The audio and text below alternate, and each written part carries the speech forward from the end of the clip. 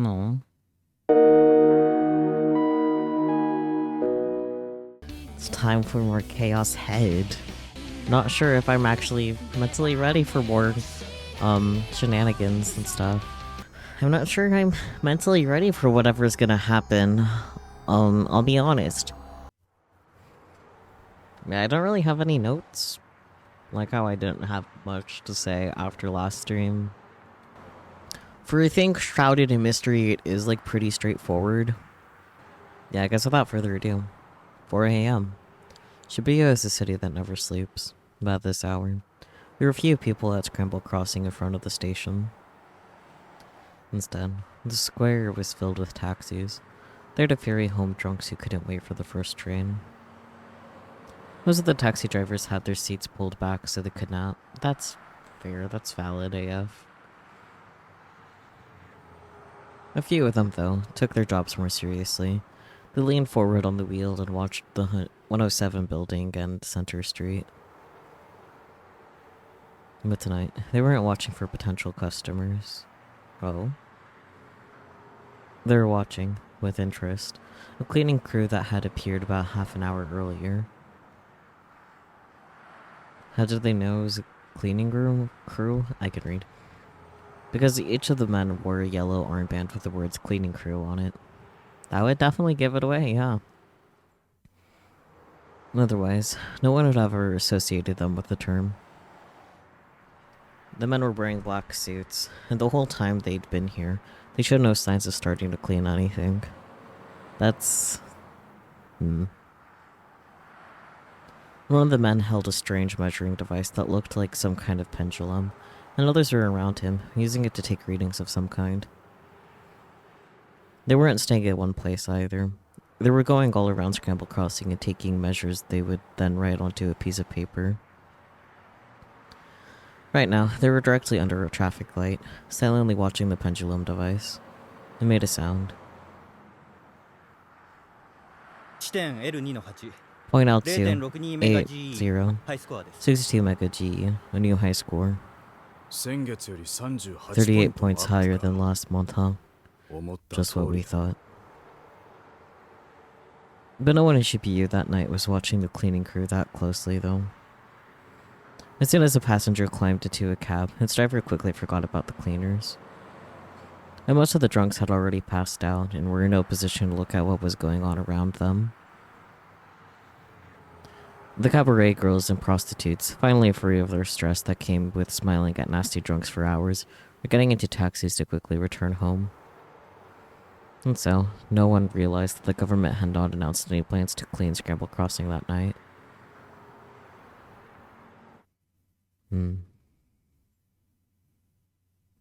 Suspicious.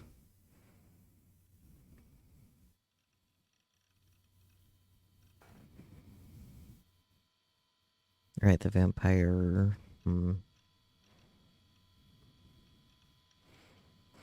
Even after the weekend ended, the furor over the fourth New Generation Madness case, the vampire showed no signs of slowing down. The corpse of a man drained completely of blood, his skin turning a sickly inhuman green. It was found in a toilet on the Shibuya Inokashira line. Inokashira. Not only that, a photo of the corpse was put up on an online auction site at about the same time the corpse was found. The bizarre, cruel nature of the murder meant the media and @channel were sure to leap on it. The message on the auction page had also attracted a lot of attention. There's a shortage of type B blood.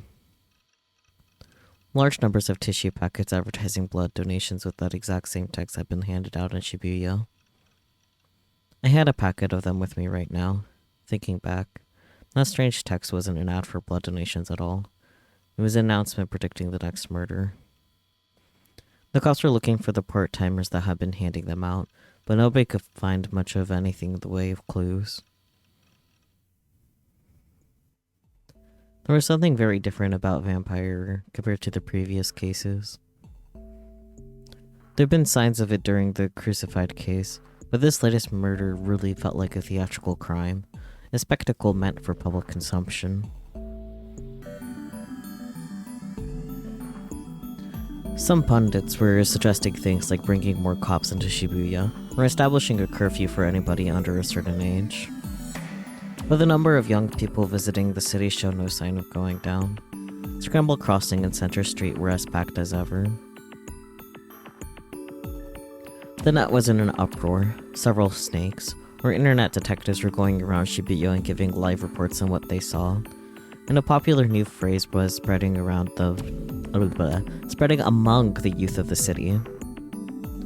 Whose eyes are those? Sonome Darenome, right? Sonome Darenome? Something like that.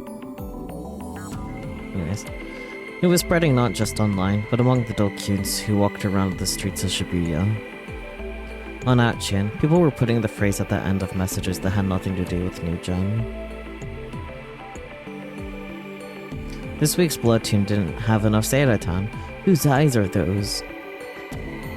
The new weapon they added in the latest patch are kind of shit. Whose eyes are those? Okay, hang on, I'm gonna tap and find out the exact phrase because it's gonna bug me.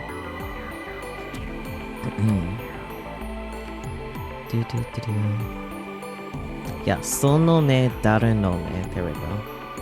I was close, but my brain was buffering. Sonome Darenome. Anyways. What kind of whose eyes are those is that? Like that. New Gen was nothing but a source of fun for the youth of the city, but to me, it was an absolute nightmare. That said, 3 days after the vampire incident, I started to calm down. Of course, it was still in the back of my mind, but a solid weekend of ESO had helped me forget all the awful and unexplainable things that had happened.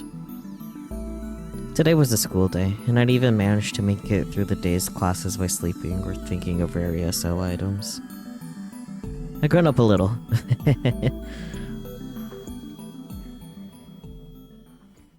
And so, like always, I headed to At Cafe after school ended. I was so happy to see that my designated spot, room 37, was open. It had been 2 weeks since the last time I'd come here. It was the first time there had been such a long gap. The musty stench of the breeze coming from the air conditioner, the stench of the cigarette smoke clinging to the manga, the pleasant feeling of the reclining seats and the silence, punctuated by the snoring of middle-aged men. It felt so good to be back. I looked at the chat log for the PC in room 37 too. And what I learned was, this whole thing was an act you put on. Shogun is you.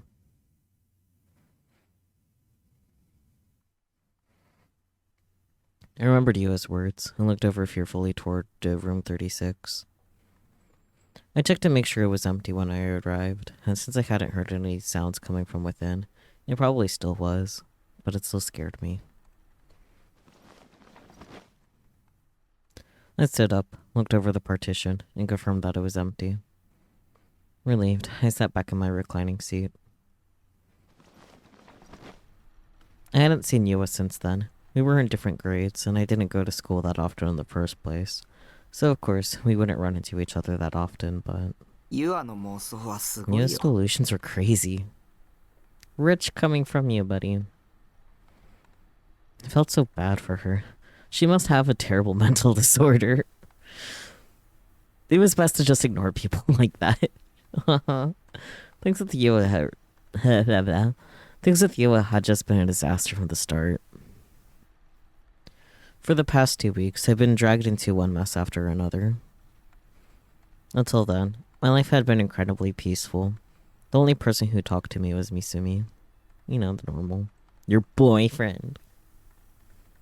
Why was all this bizarre stuff happening to me lately?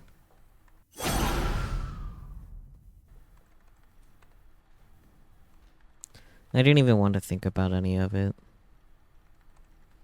That dying message was just a coincidence, I decided. I mean, They were all really common words. If somebody with a brain like mine could come up with them, anyone could. I didn't care who that message was meant to reach.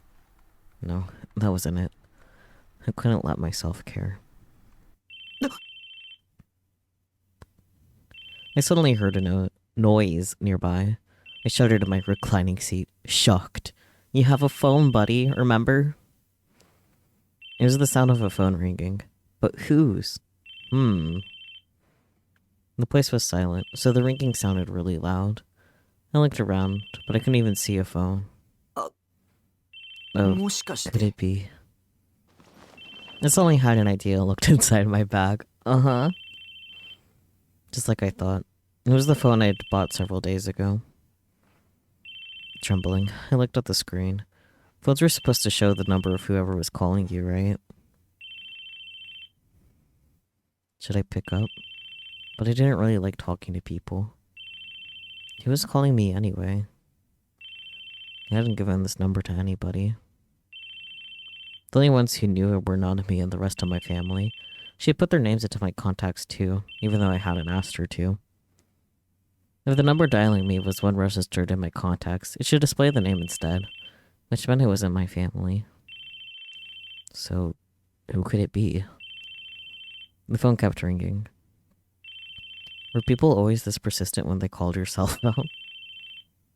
I never used one before, so I didn't know for sure, but it was really annoying. They were just barging into my private space and ringing my phone until I answered. That was a violation of my privacy, wasn't it? That's why I never wanted a phone to begin with. No, it stopped. Relieved, I looked at the phone's liquid crystal screen. One missed call, it read. I didn't know who'd called, but I certainly didn't feel like calling back, so I decided to just ignore it. They were gonna leave a voicemail, aren't they? Oh. I should learn how to set up voicemail so this didn't happen again. Cell phones were such a pain.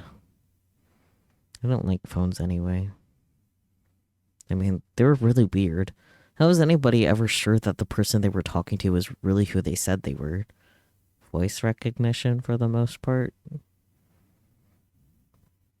There were a lot of phone scams out there, right? Did people just not bother to check? I just couldn't understand how somebody could talk to someone else when they weren't even sure they were real. Says person that frequents online chats. I understood the physics principles that let you talk to somebody far away via a phone, but I still found it hard to believe. That's ironic, Takumi, because I don't understand the physics. I don't want to know the physics, but I don't understand it, and I understand that I don't understand it. But, like, I don't find it hard to believe. Maybe he knows too much and that's why he's confused. Or he's just dumb. He's a dumb old man, despite being younger than me. I don't know. It really boils down to a tin can on a string. That's kind of what I figure, but I don't know. It's complicated. I don't want to waste my brain cells. My non-existent brain cells. If you think about anything too hard, you'll get confused. That's my strong belief. When you talked on the phone, your voice was turned into an electrical signal. The signal was transmitted down a wire to the person on the other end, and then turned back into a voice so they could be heard. Man is explaining the physics behind it. We're gonna learn so hard. In other words, if you want to talk to someone on the phone, your voice needed to be transformed a minimum of 2 times. For a cell phone, first the electric signals created from your voice were sent to a nearby cell tower, then transferred to a switching center via normal telephone lines. From there, they were sent to the tower nearest to the person you were talking to, and then sent via electromagnetic waves to their cell phone. It was an incredibly complicated and bizarre process, and I will not remember this. Sad days. A waste of education. If my voice was being transformed into electrical signals, could the person I was talking to really hear every single thing I was saying exactly the way I said it? I mean, it depends on like how strong the signal is, and then just in general, people will sound like slightly different on the phone. I feel like especially back then too. So shrugs. Wasn't there a chance that in the process of turning it into electrical signal, it could end up being turned into something else altogether? Uh, buddy, buddy. For instance, say I called Nanami, and instead of my voice being sent directly to her, it was sent to some weird building somewhere. And there, somebody I never met could pretend to be Nanami. Maybe I wasn't even talking to a person. I could be talking to a computer. Are you this skeptical about your online chats and your games, buddy? Because, like, that's why talking on the phone was so scary to me. It's scarier than even talking to someone in person.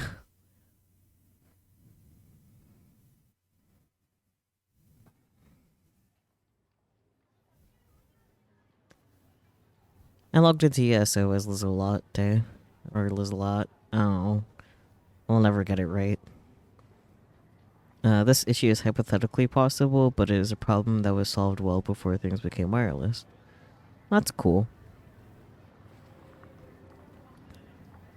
Lizalotte. And 3 hours passed quickly. It's been 2 weeks since I logged in as Lizalot. Or Lotte, I don't know. But today, I was able to do a great job with the character, and was really satisfied. I left for home in a great mood. Center Street was as loud and obnoxious as ever. I always hated it. And thanks to all of the store's lights, it was so bright that it didn't feel like nighttime at all. At the end of the well-lit street, I saw someone in the crowd, and recognized them instantly. I froze. Place your bets now on who you think is at the end of the street. I think it's... I don't know.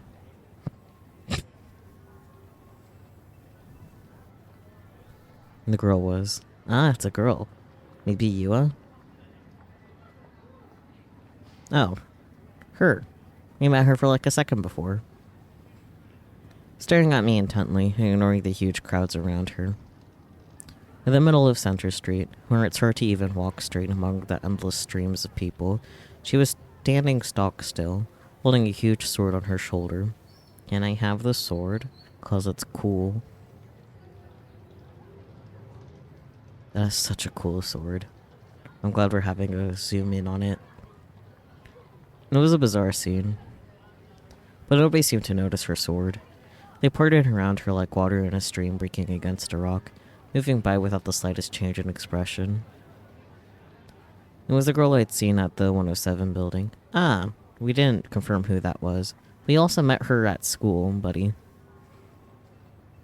She'd been there when I'd gone to buy a phone with Nanami. The shape of her sword, the Suime uniform, the long black hair, it all matched. This was the girl who'd been watching the crowds from up on the stairs of the 107 building.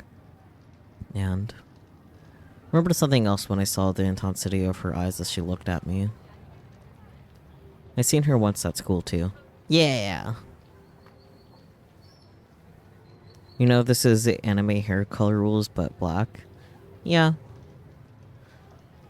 I mean, a lot of the time when, like, a hair color is, like, a dark purple or a dark blue, it's supposed to be quote-unquote black, but it's other color for, like, telling them apart from the other reasons.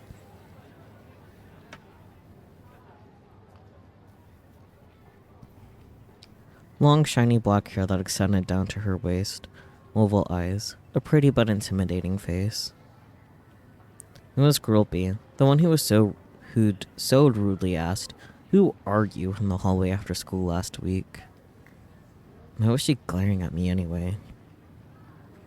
I turned around to see if anyone was there, just in case I was being self-conscious. I thought maybe there would be someone she knew behind me, but there wasn't. She was looking at me with something that bordered on outright hostility in her eyes. Yeah, it was me she was after. I flinched. This must be how a frog feels when a snake is bearing down on it. There was no way I could glare back. It was hard for me to even meet her gaze. I had no choice but to look down. I should run away, I thought.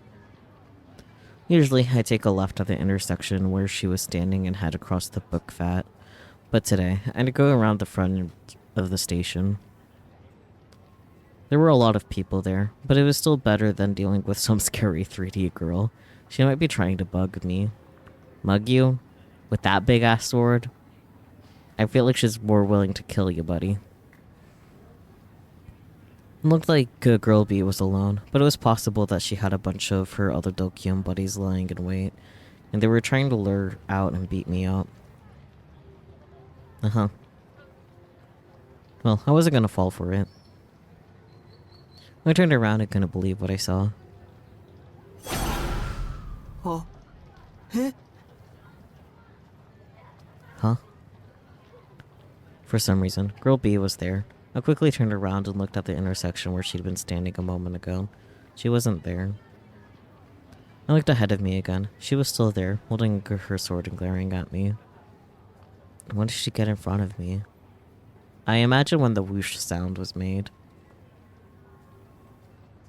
Nobody could be that fast. You'd practically have to teleport. How was she able to tell I'd turn around anyway? Oi. Hey. Her voice was shockingly clear. I desperately looked around. I wanted to believe that she was talking to someone else. I searched as hard as I could for that someone else she might have meant to address when she said hey. But of course, there wasn't anyone. The only people nearby were a group of salarymen. They looked towards her for a moment, but quickly realized she wasn't talking to them and kept moving. Suddenly, she took a step toward me. This is all I needed to be fully sure. Girl B was after me. Can you see it? I was terrified. No girl in my 17 years had ever been aggressive toward me. Tsubaki Kirimiya, also known as Sunko, could be really mean when she was in a tsundere mode, but not even she was this bad. Also, she was a 2D character from an age game called Thermidor.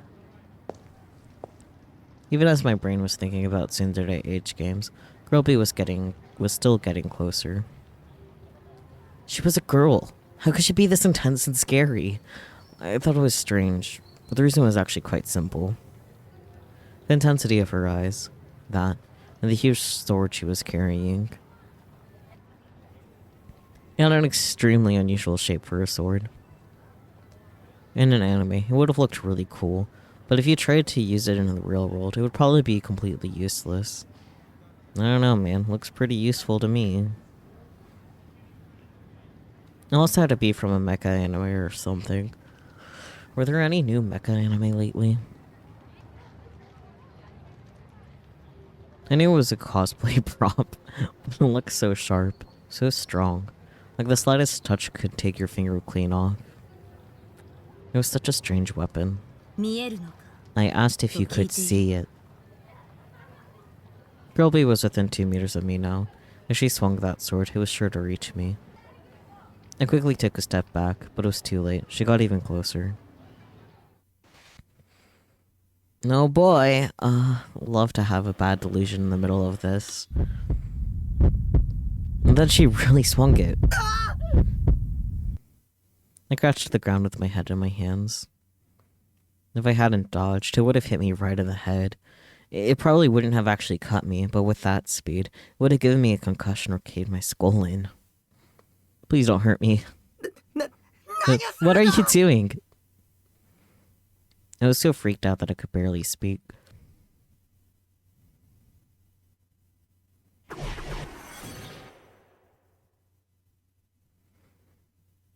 I knew it. You can see me, right? Huh? Did she just ask if I could see her? By her, she meant herself, right? Girl B, the one standing in front of me. Suddenly, her face took on a look of sadness, and she knelt down before me. She was now at my eye level, and her gaze seemed like it was pleading with me.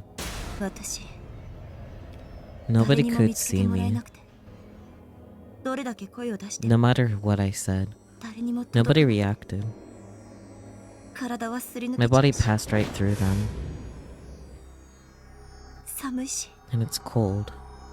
ほら Look, 見て、 you can see through 私 my legs, 足も透 right? けちゃって。自 I 分に don't 何が起きたのか understand what happened to me. わからなくて、もう I 何年 think I've been here 何十 for 年 years, maybe この場所 decades. Just さま wandering よって this いたような place. 気がする。 Was she a ghost? Impossible. I didn't have any kind of sixth sense. ずっと I've been looking for someone for so long. 私を見つけてく Someone れ who る人、 could find me. ありがとう、 Thank you. ありがとう。 Thank you. お礼に Not to repay you. お前に取り I'm 付いて going to haunt you forever.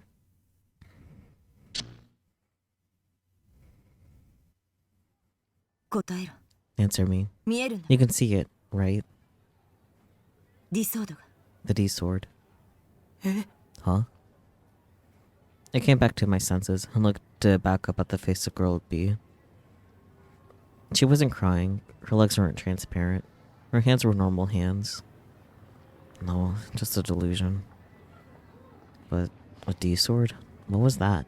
I imagine D sword in front of your face.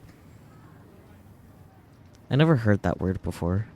It was clear she was referring to the strange sword-like object in her hand. But why did she want to know if I could see it?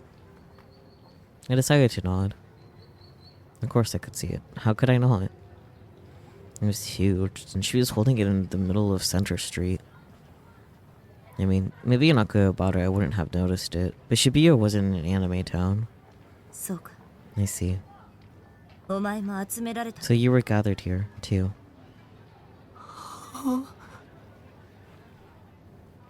Gathered? Who was gathered? And by who? I was here of my own free will, at least. エラーを見たことがあるか。 Have you seen an error?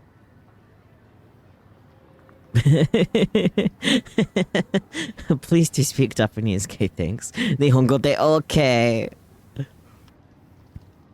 Was what I wanted to say, but I didn't have the courage. If I said the wrong thing, she'd probably stab me. I didn't have any idea what she was talking about anyway. 見たら教えろ。 If you see one, tell me. She turned away after she said that. Her skirt flew up as she turned. I almost saw her panties. Priorities, dude. I quickly closed my eyes. 私は I'm Sena 3年の青い Ali. 瀬名。 I'm a third year student. 駅前の電車 I'll に be at the train car in front of Hachiko. I opened my eyes. And the girl who had called herself Senna was no longer there. I stood there in complete confusion, and it was only after I got back to the base that I realized I hadn't understood a single thing she'd said.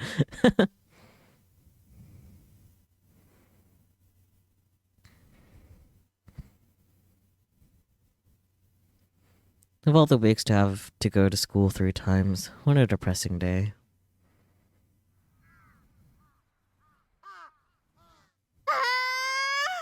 Hey! I heard a strange cry a few meters away from me. It was so sudden my body jerked in surprise. I looked toward the source of the noise and... Gah. お兄 Brother! Nanami ran over to me at incredible speed. I tried to escape, but it was too late. She got in front of me, blocking me in. She was... blah blah blah. She'd always been really athletic. ちょっと Hey, なんで今 why did he の try to 逃げる run の when you saw your little sister? Because you're obnoxious, obviously. あ、 Look, そうやってす you ぐ got all 黙る quiet again. Really? Why did my sister decide to go to CNA Academy? Of all the places she could have gone, it was a huge pain from my perspective. Whenever I saw her at school, she'd come over and annoy me. ねえねえ Hey, 携帯どう how's the phone? 使ってる Are you using 使 it? ってないで You're しょ not, are you? 買ってからもう It's been a while since you got it, and you haven't called home once. I tried to walk fast to shake her off, but she followed me, refusing to give up. At least call home and let them know you're alive. That's why we bought it for you. If you really don't want to, you can call my phone, I guess. Mom's really worried. Are you eating right anyway? You're just eating junk from the convenience store, aren't you? You're not cut out for living on your own. Come home. Do you understand how it feels for me to watch you live like this? I'm always really worried. Shut up. What is your problem? Are you my mom? Why do you have to talk about this in the middle of the street anyway? I'm already in a bad mood and you're just making it worse.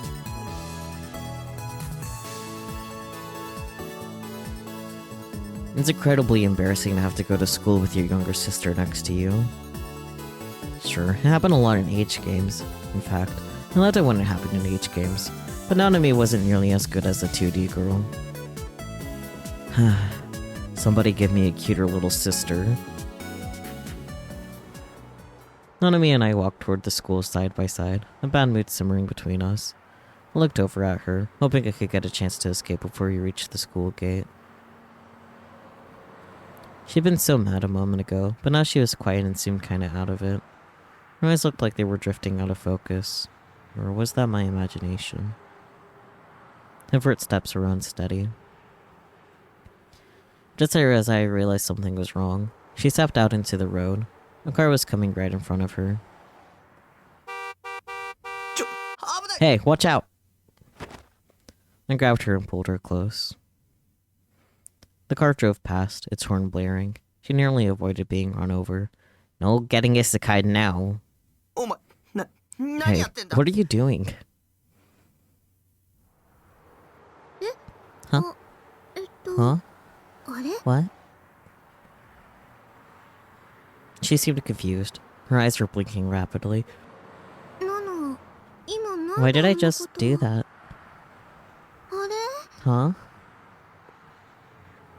Was she a total moron? Why didn't she know that what she'd just done? Just to be clear, I imagine. This wasn't moe at all. Not moe in the slightest. What are you doing? Are you trying to get run over by a car? Was there a car? Of course there was. Was she going senile on me? Hey, brother. Do you hear that wee sound? You okay, Nanami?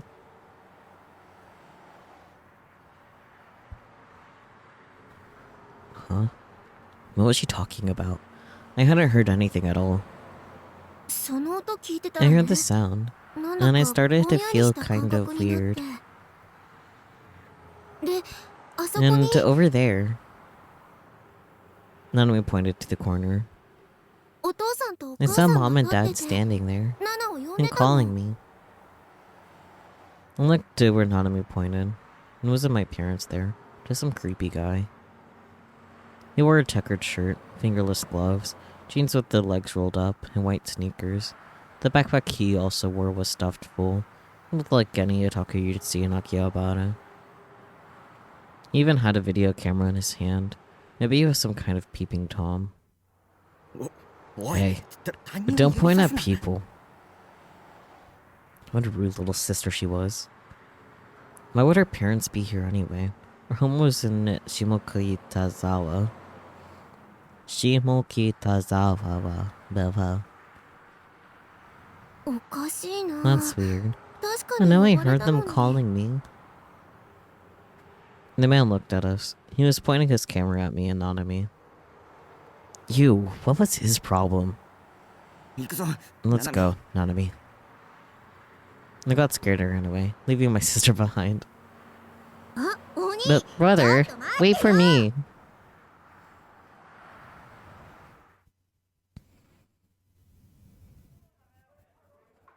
I managed to ignore Nanami until we got to the school, then headed down the bustling hallway toward my own class.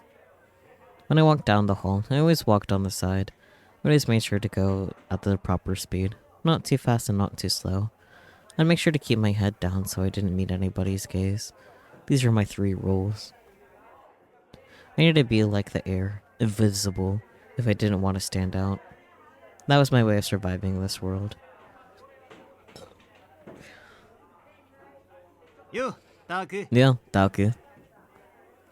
Once again, however, someone appeared who would make doing so impossible. Izumi ran up to me from behind, and as always, gave me a 2 friendly slap on the shoulder. Oisu. Morning. At least say hello. Well, I know that's not really your thing, I guess.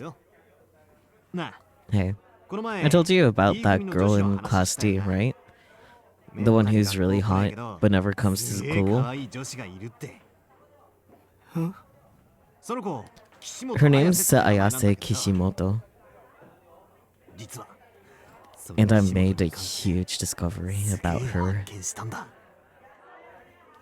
He suddenly lowered his voice and looked around to make sure nobody was listening. He was probably about to say something dirty again. I felt vaguely sick and was ready to let out a huge sigh. You know Fess, right? But when I heard what he said, I gasped. This Kishimoto girl is actually Fess. Let's go. I couldn't believe it. Fess is the student at our school. And she's in our grade, too.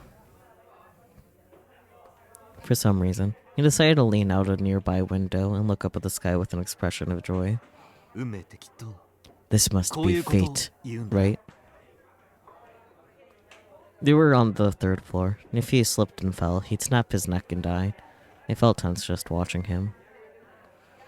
He leaned forward even further and looked down at the entrance to the school. Oh, great timing, Taku. I found Kishimoto. She's coming here right now. Huh? That was a crazy coincidence. Maybe there was some kind of fated connection between them, like he said. Not that I cared.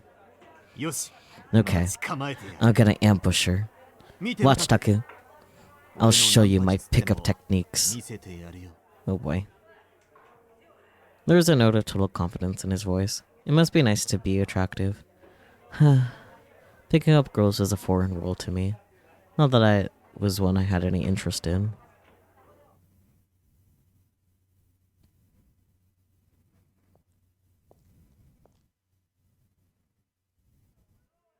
A minute or so later, her real name was Ayase Kishimoto, right?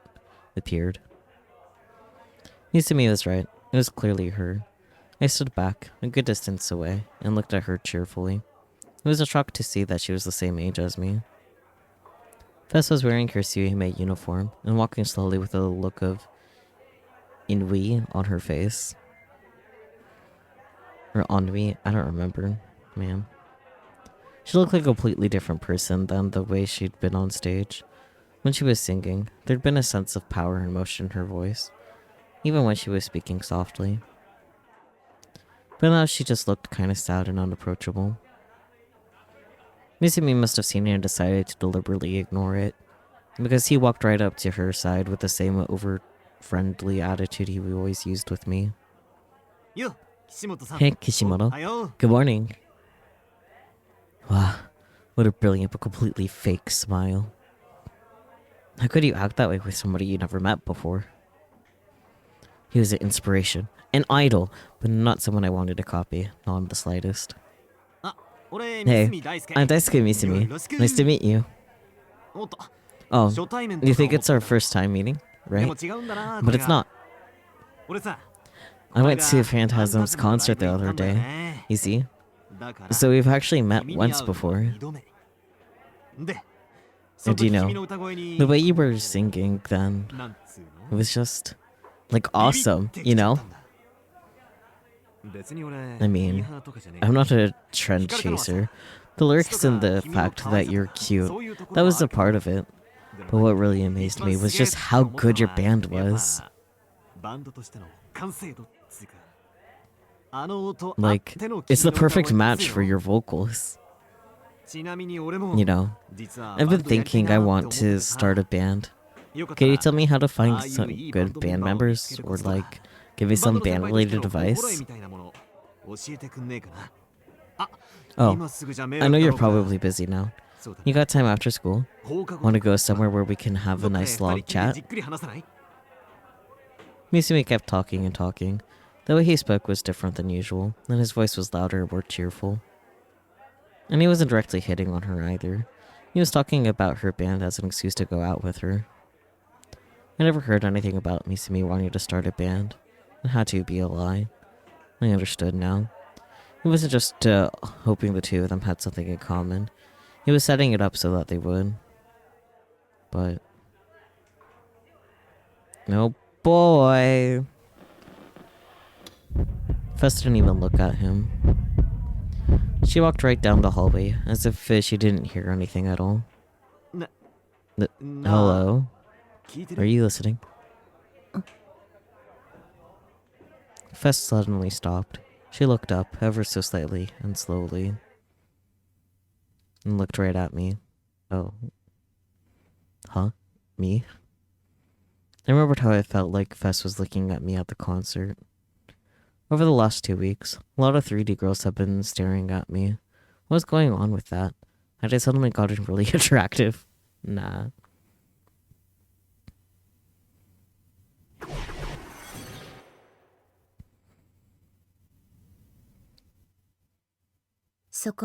You.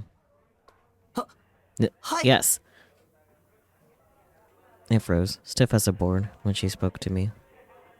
There was this otherworldly, unreal aura about her. It made her seem older than me, but she wasn't, was she? She was in my grade. Fess jerked her head in the direction of Misumi to show she was talking about him.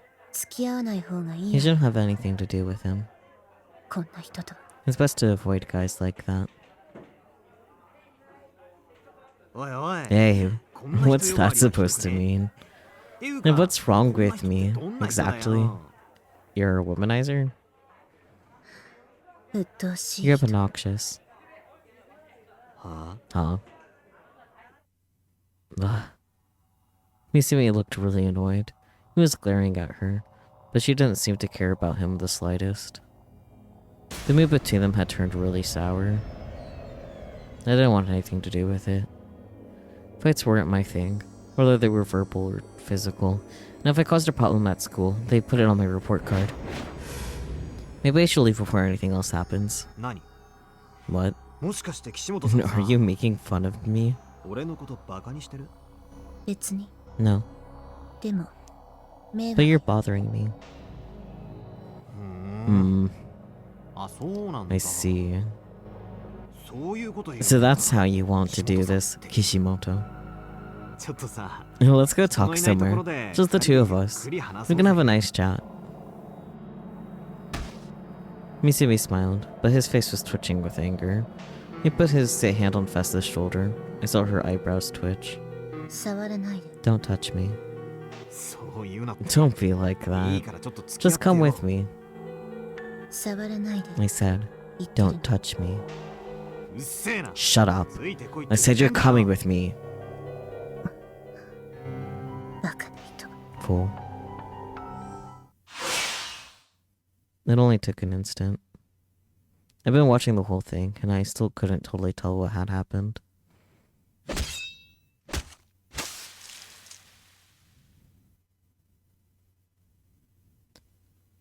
I thought the delusion ended.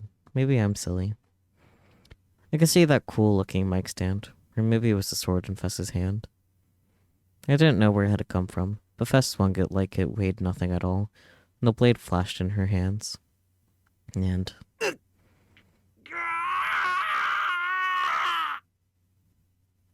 Misumi's left arm had been sliced off at the elbow. There was a huge spurt of blood as his severed forearm and hand fell to the floor, then rolled across the reddening floor of the hallway. I couldn't see it. Couldn't see a thing. I couldn't see her take out the sword. I couldn't see her swing it. I couldn't see it cleaving through Sumi's arm. It all had happened at the time it took for me to blink. Next thing I knew, it was all over.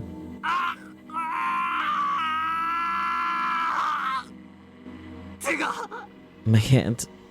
My arm. My arm. Misumi had collapsed, then picked up his arm off the floor, and he was desperately trying to reattach his severed arm, as if simply putting it up to his stump would be sufficient. His screams echoed throughout the hallway. The students around us were screaming and running. Oh boy. Confess. She was calmly watching the panic, sword still in hand. And then she looked at me again. Her red tongue slowly licked her lips, and she smiled, cheeks flushed. 気持ちいい It feels so good. Okay. Now it's the illusion's over. That would have been kind of awesome, but it didn't happen. While I was enjoying my delusion, Fess had whispered something and quickly disappeared. 自信なくすぜ You're ruining my self-confidence, damn it. Misumi was in a gloomy mood after being completely ignored.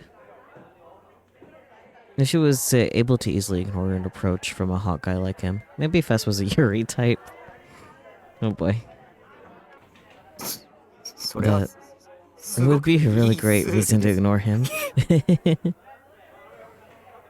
Her ideal partner would be a lolly type like, say, Nanami. Yep, totally.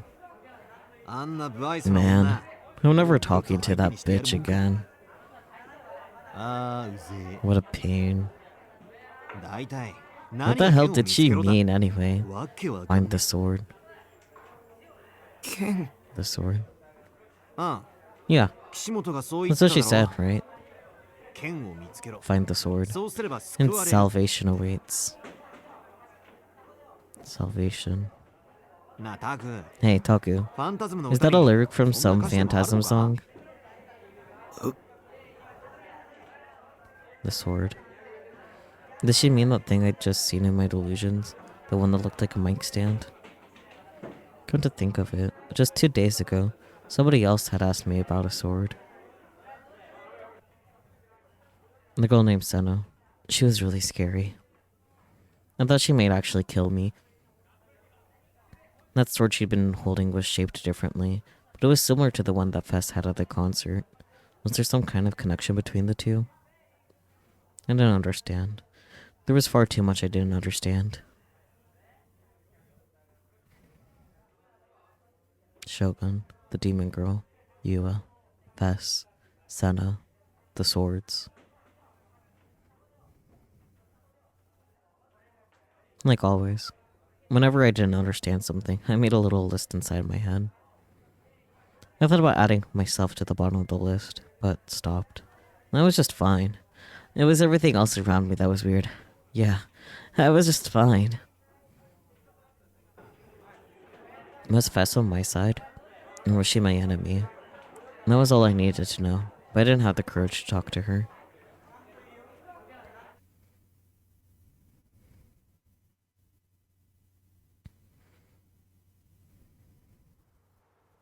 Today I went to Anime Out instead of going to cafe. To at cafe, I can read. Why? To get my long-awaited Bloodtoon Seidaton post-awakening version figure. When I bought it, I saw an image of Yua's face in my mind for a second, but I quickly shut down that line of thought.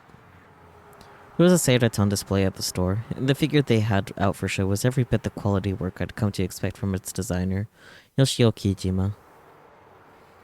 Time to head home and stare at every inch of her body. All I had to do to be happy was play Yaso and stare at Seidaton once in a while. So why were these 3D people bringing all their problems to me? Why did this keep happening? As I forgot all about Fess and the swords and was happily returning to the base. I ran into a pair of men who looked out of place, just 50 meters or so from home. I tried to avert my gaze and avoid them, but one of them was clearly looking directly at me. Hey you, can we talk for a minute? The one who spoke to me was first an unimpressive looking middle-aged man, the kind you might see at a betting track. His hair was a mess, and he had stubble on his chin. His suit was tattered, and his necktie wasn't tied right. His leather shoes showed no sign of ever being cleaned, and he just looked like an overall loser. For some reason, he was waving a cheap 100 yen paper fan at himself, which only added to the impression that he was one of life's losers. He had a dopey look on his face too, a really stupid looking grin. But when I met his gaze for a second, I saw no traces of that stupid grin reflected in them. There was nowhere to run. As I stood there, unsure of whether or not to answer, the two of them walked over to me. Here. This is my ID. He took out a black notebook with an ID on the flap and showed it to me. It was a police notebook, like he saw on TV shows. They'd finally come for me. There was the only reason I could think of. The crucified killing. Can we talk for a minute? Of course. You don't have to if you don't want to. Oh, don't get so tense, really. I just want to ask a few questions. There's absolutely no pressure in his voice, but the other detective with him, the younger one, had a stern look on his face, and I quietly moved to block my path. I started to sweat. If I said the wrong thing here, they might think I was the killer and arrest me. Please, no. I gave up on running and nodded very slightly. So, have you heard of the so-called new generation madness?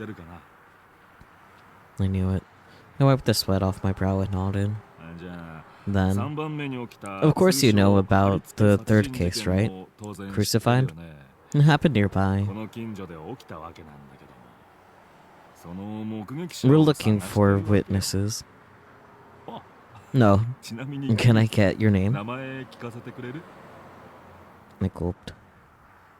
Was this whole thing a Kome's trap? Maybe they were just pretending to be police, trying to get me to reveal my private information so they could use it for something bad. Or maybe they were working with a demon girl?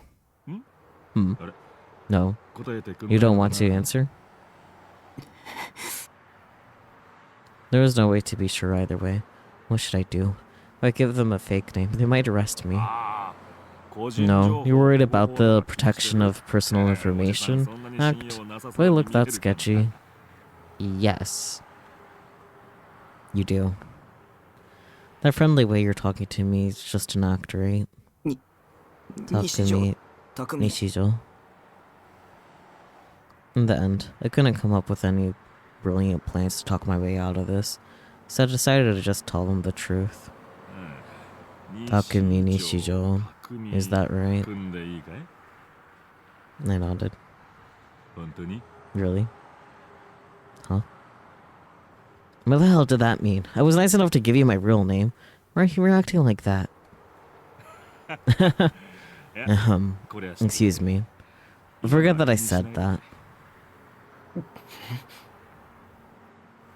His laugh was a little too loud to be real.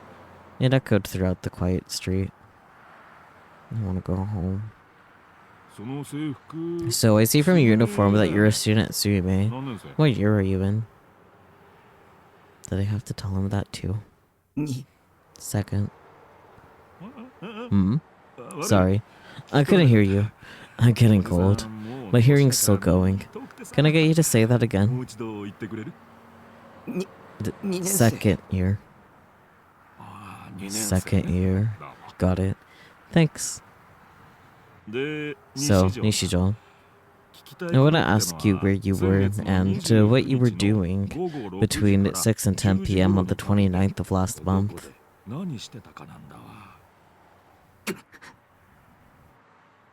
Was this one of those alibi things?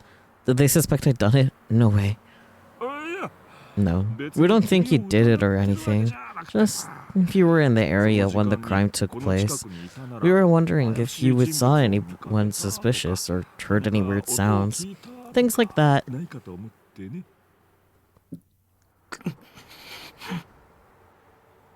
The way he talked was starting to really make me mad. Maybe it was some kind of special technique he used to anger the people he was talking to. But I had seen someone suspicious. I got in a clear look at them. I wasn't sure if it was safe to tell him, though. What if I did and the demon girl came after me? For now, she seemed to be leaving me alone, but she had a shogun with her, and he could see the future. She must have all kinds of crazy powers herself. It was the only explanation. If I told the police about the demon girl, she might find out about it with her clairvoyant powers, and then she might come to kill me. So, Nishijo, is it that hot out today? My pulse quickened. If I didn't answer, they were sure to think I was the criminal. But it felt like if I said I hadn't seen anything, they'd see right through me. Then I waved his fan at me. Cool air ruffled my hair. It's autumn now, not summer. It shouldn't be hot enough to make you sweat. Well, I guess everyone's different. It was strange to hear that from a man who carried a fan around, but he was right. It wasn't that hot today. It was a pleasant temperature, if anything. Now I have to wipe the sweat from my brow with my sleeve. But I didn't do it. No. His eyes changed. I knew I'd screwed up. I didn't know how. What didn't you do? He suspected me. I had to tell him. I stared at the cover of the manhole near my feet as I yelled. I saw it. There was a girl at the scene of the crucified killing. Her hands were all bloody. She was in front of the body. There were all these stakes pounded into it. There had to be over 500. It was crazy. The body looked like a porcupine. She looked at me and said, "I'm so glad," and she smiled. The girl's a demon. She's not even human. The Nuchan killer is something beyond human. She could see the future, and she has all these powers. Only then did I realize the two detectives were looking at me with their mouths wide open in shock. Maybe they didn't believe me, and they fell silent again. Demon, huh? I see. That's good. Solid evidence. Really? Oh, sweetie, no. Yeah, I totally understand. This is really valuable. But please, have the police protect me. First, do you know how old she is? What was she wearing? What her face looked like? Suime. Suime? You mean Suime Academy? She wore a Suime uniform. So, she's a student at your school? He thought for a moment, and then grinned. It was hard to tell if his next words were a question or a whisper. What year would you say she was in, this girl? What year do you think she was in, Nishijo? I don't know. Alright. What do you think her name is? I don't know. I don't know the demon girl's name. How about her height? Wait. Oh, what about her underwear measurements? Who was this guy? Was he making fun of me? How the hell would I know any of that? I don't have the magic power of determining a girl's measurements just by looking at her, like the hero of some harem manga. I see. If you're not answering, it means you don't know, right? That's fine, just fine. Thanks for your cooperation. I'm going to have to take this back to the station and consider it. Really? The older detective made a motion with his hands to silence the younger one, and shot him a meaningful glance. No, Nishijo. Can we get your number? Huh? Why? And they didn't believe me after all. They thought I was crazy. They were gonna accuse me of doing it. Well, there's that, demon. Was it? We need to protect you from her, right? Oh, I see. Good. They believed me. I feel so much better to the police for protecting me, of course. Maybe the police couldn't do anything about a demon, but it was better than being all alone.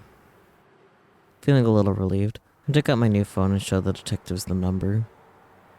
The younger one copied it down. Thanks for your time. The police will make sure you're safe, so don't worry about a thing. Also, we might call if we have more questions, alright? Make sure you pick up, okay? Right now, you're an important person to us. Huh? Your testimony is a big clue. It might help us solve this case. See you later. The two of them bowed and quickly left. The younger one was looking back at me and whispering something to his partner. The older one was walking quickly, ignoring him. I let out a deep sigh. Wow, that was nerve-wracking. I'd never been interrogated by a real police officer. It was pretty scary, but they seemed to believe me. Maybe.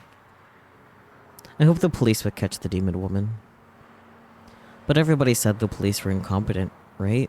So I shouldn't get my hopes up too much.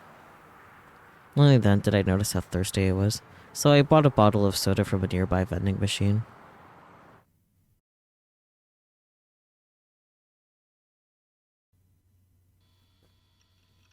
Ugh, the post-awakening costume's so hot. You can totally see her panties.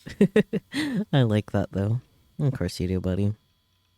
Her face is so cute. It's not quite like the anime. That's every bit as sexy as you expect from Yoshio Kijima. Good job, man. Oh, wow. Her jacket can cast off too. From this angle, she looks practically naked. Yahoo! Oh boy. The way her hair seems like it's moving is great. The hair is what really makes the post-awakening version special. I always thought, and I was right. Now, it's finally time for the panties. Let me see. They obviously put a lot of effort into designing the V-zone. The way it wrinkles is very realistic. Not that you would know. Oh, is this a crease? Well, this is awesome. Truly, it's like a singing quality. He doesn't know what that area looks like, but good for you, buddy. I think the fifth Sierra figure might turn out to be the greatest of them all. I don't think they could make a better one, really. Kichima's a true master. I carefully placed my new Seiraton next to the PC monitor. Sarah, you're so sexy. Just looking at her made me grin. This was a moment of pure joy. I logged onto @chan to share my thoughts on the Seiraton figure. When that was done, I checked my email and looked at Freipara to see if I had any new friend requests. Oh, someone sent a friend request. Who's this guy? Somebody from the Seira community? Okay, got it. Sure thing. And just then I was ready to log into ESO. I felt a prickling on the back of my neck. It was the same intense gaze that I always felt. Sonome no Darunome. Sonome Darunome. There we go. Damn it, not now. Yes, now. When did I first start feeling that gaze? I'd fully forgotten by now. But it kept getting in my way. A lot of things were happening that would interrupt my daily life. But the gaze was right up there with none of me being obnoxious. Okay, time to play that game again. Time to play the I'm not turning around that easily game. I kept my eyes locked on the computer monitor and tried to think of a cool line. You there. Come out. Did you think you could deceive my eyes, fool?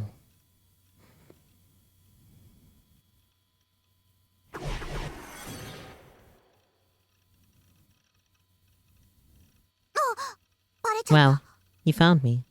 当たり前だ。 Of course I did. 僕の後ろに How 立つ did I な have と to tell you 何 not to stand behind me? Huh? Did I just hear a girl's voice? I froze. Had the owner of the gaze finally shown herself? Was that possible? Should I turn around and see who she was? But what if she attacked me as soon as I did? She sounded pretty cute. But if she was the terrible monster? No, if she was a monster, she might be getting ready to attack me right now. If I didn't turn around, I wouldn't even realize I was dead. Should I try saying something else to see if she answered? It could have been just a delusion, or maybe I've been hearing things. You know, like I always hear my Sayatan figure talking to me. Like that. I try to say who's there, but I cut myself off. It wouldn't be smart to say anything to set her off, right? It might provoke her into attacking me. I was seeing so many awful things in my delusions that I couldn't move. What should I do? Maybe I was just being an idiot. If there was nobody there, and I was just sitting in my chair scared to death of my own delusions, I'd look like the world's biggest moron. Hmm? あれ Taku? タク Did you freeze up?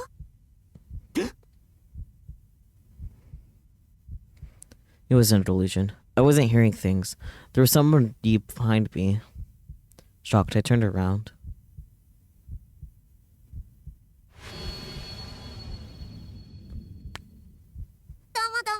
Hello there. It was the demon girl. It was the girl I'd seen during the crucified killing. She was right there, sitting on my sofa. For some reason, she was grinning as she looked at me. Oh no. Oh no. Oh no. She was here to kill me at last. It was because I talked to those cops. She used her clairvoyant powers to see me doing it remotely.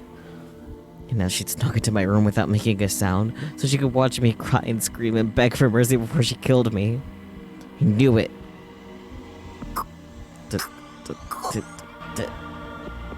Don't kill me, I tried to scream, but I was too scared to get the words out. Hmm? コンビーフ Da da da da da.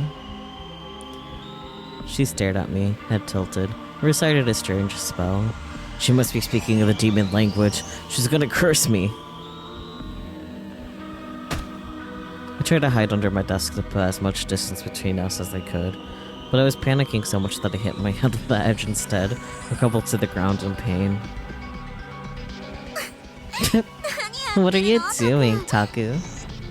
今すっごい That 音 was a したよ really loud noise you just made. こっち Bang. She still had a happy smile on her face.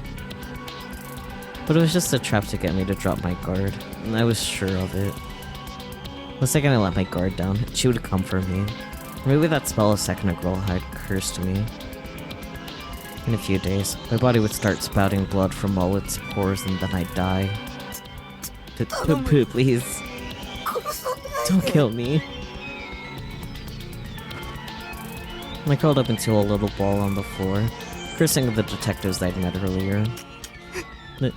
I'm sorry that I told the police. 謝るから。 警察 The police. それに And 話しても I don't think they actually believed anything I said. It was just a lie I'd told to buy time. The detectives had said they'd protect me.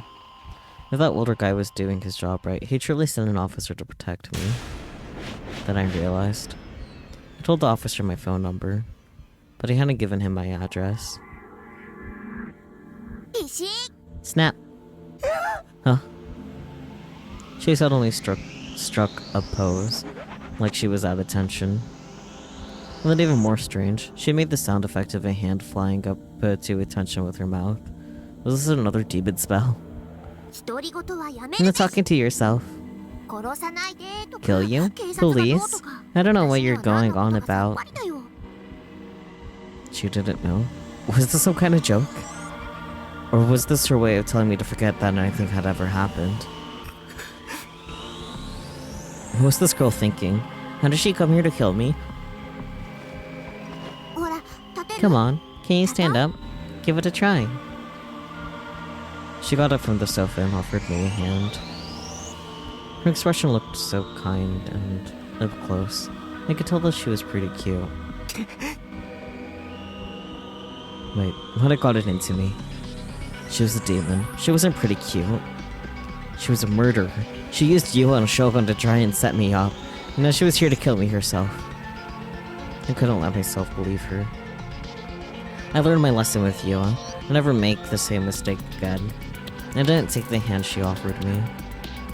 I couldn't let her smile fool me. It was a demonic temptation, and if I gave into it, I'd die. Don't believe in anything. Don't listen to anything anyone says. But I saw you. I saw you killing someone.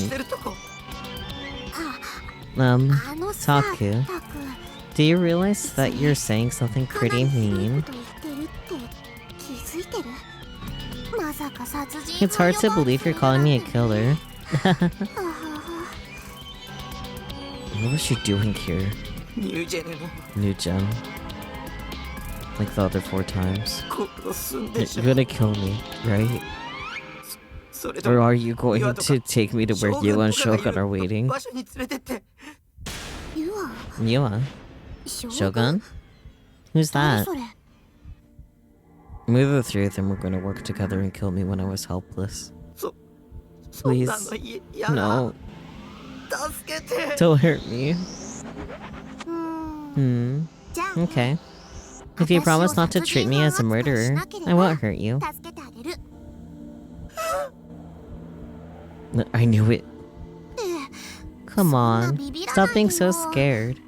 You're really trying to make me feel depressed, aren't you? Please. I'll never tell anyone, so let me go. Hello, Taku. Calm down a little. She kept calling me Taku, like we were friends. How did she know my name anyway? She'd known my name when we'd first met at the scene with Crucified. How? And how did she know where the base was? Of course I know. The reason I know your name is... She read my mind. She had magic clairvoyant powers. I knew it. That's how she found my name and address.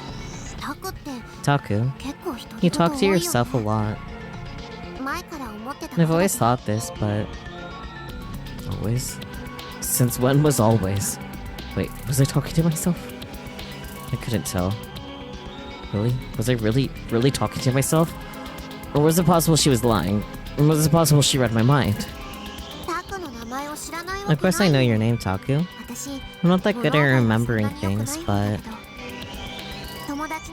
I can remember my friends' names. Friend? Or is this your way of saying I'm stupid? I mean, I don't get very good grades on my tests, sure. But it kind of hurts to hear it to my face.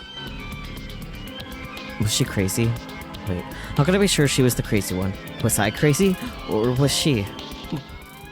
Maybe... Transfer student? Oh, yeah. There's a transfer student coming soon. Mr. Sukachin was talking about it. We were talking past each other.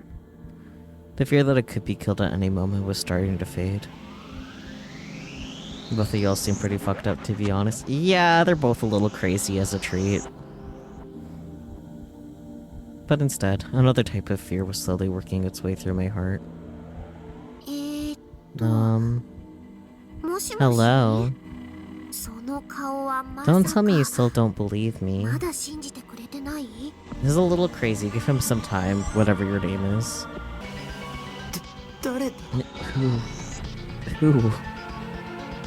Who are you? She was the demon girl. Murderer. Wow, you don't even remember the face of your own classmate? That's really mean. We're classmates? Not just friends, but classmates? Oh well. I guess you don't come to school that often anyway. Still, it's kind of neat to just pretend I never existed. Did you really forget about me? You didn't, right? You know who I am, right? You. No.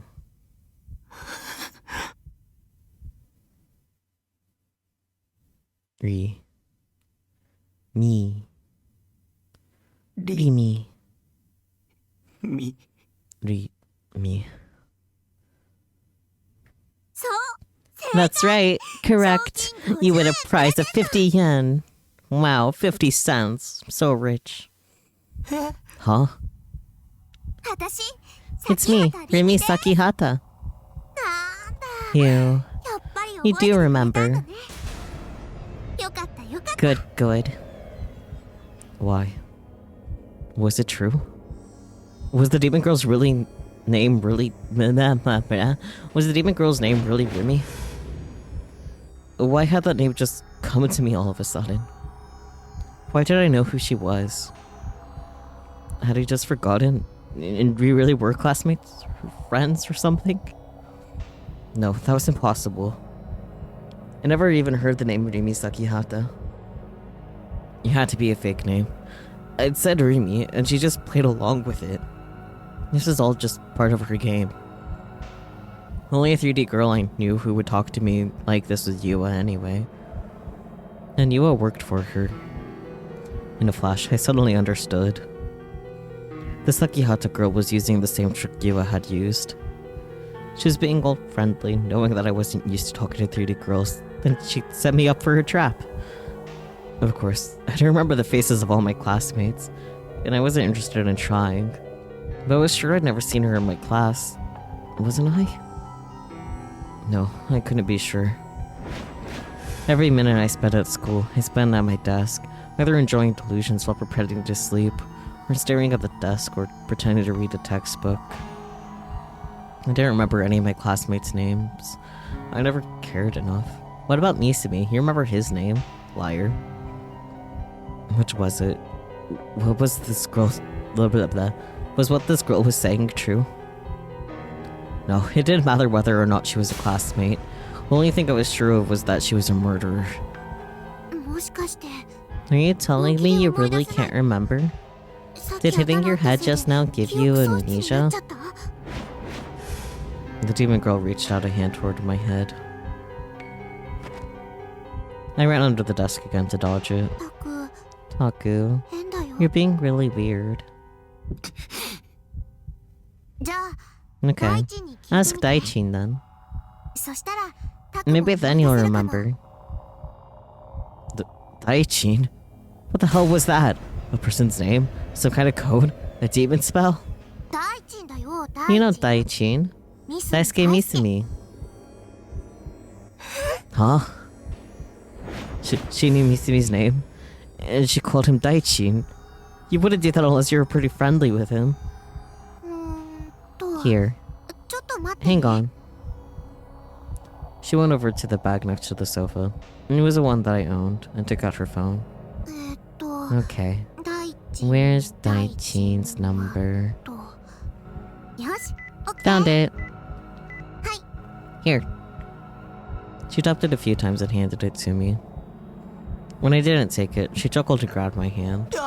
Well, ほら come 黙 on, ってないで don't freeze up.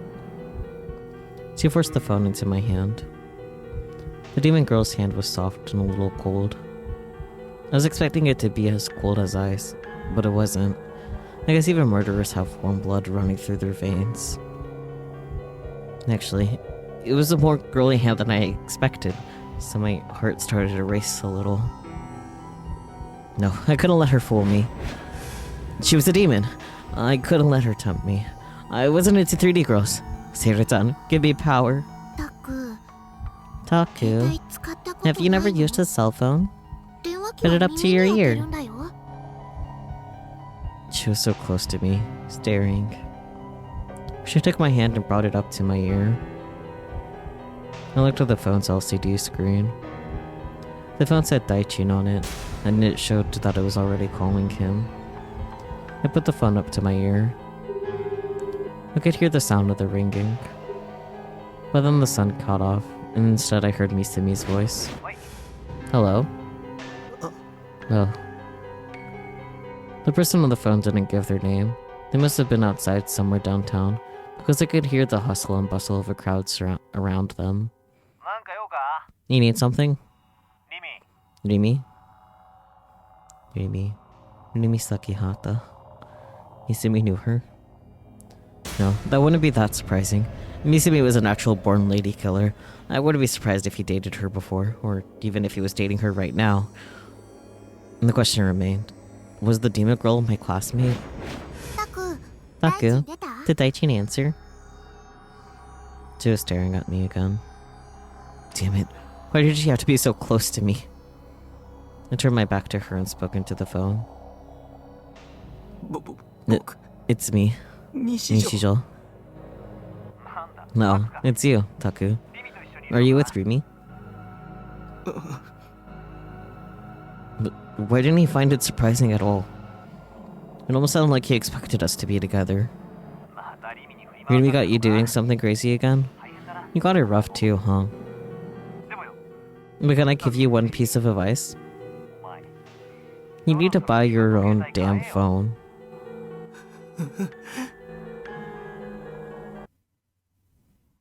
Was the person on the end of this line really Misumi? It was possible that she was just having me call somebody with a voice similar to his to fool me. The person with the Misumi-like voice was working for her, maybe, and was trying to trick me. I was starting to get suspicious of everything. I didn't know what was the truth and what was a lie. Assuming the demon girl was willing to put in the time and effort to set up a trap like that, what kind of trap was it, specifically? Wouldn't it be faster for her to just kill me here? Or was there some reason that I had to be deceived, even if it meant to doing so in a really roundabout way? Wait, could it be some kind of trick Misumi was setting up? This girl was his girlfriend and not a classmate at all, but someone he'd sent out just to make fun of me. No, wait, not a chance.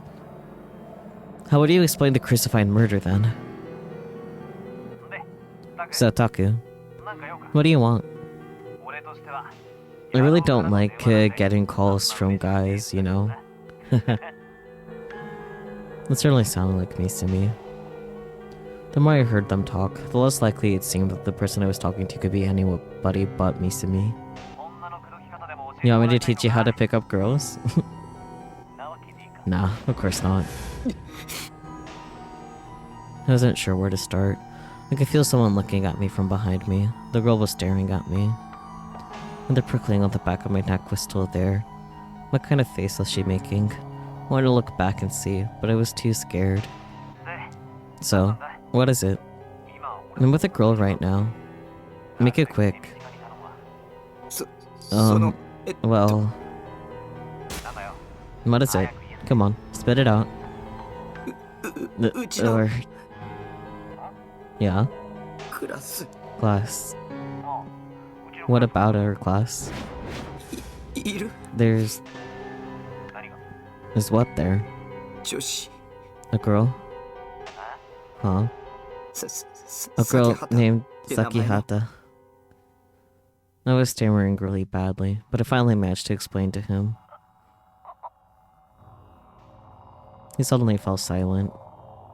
There was no answer. But I could still hear the bustle of the crowd, so he hadn't hung up. Why wasn't he answering? I heard a massive sigh. Listen, did you play too many video games and break your brain? ちょ Hey, what was he talking about? And anyway, it wasn't true that the video games damaged your brain. I'm talking about Amy, right? What kind of stupid question is that? Especially since you're calling on her cell phone. Okay, I get it. Rumi put you up to this, right? Is that a prank? Some kind of game? Tell this to Rumi, then. I'm not stupid enough to fall for your dumb games. 本当 Really? Hmm? Really what? 本当に Is she really your クラスメイト classmate? Listen. Did you just forget since you never come to school? I only joined her class this year, but she's been in your class since the start of school. The three of us went to see a movie just the other day. couldn't understand what this Misaki-like person was saying. The demon girl and I had been in the same class the whole time. The three of us went to see a movie the other day. When was the other day? The only reason you and I are friends is because Rinami introduced us. She's a weirdo like me. The only people in this whole wide world who actually care about you are me and her. No, maybe that's going too far.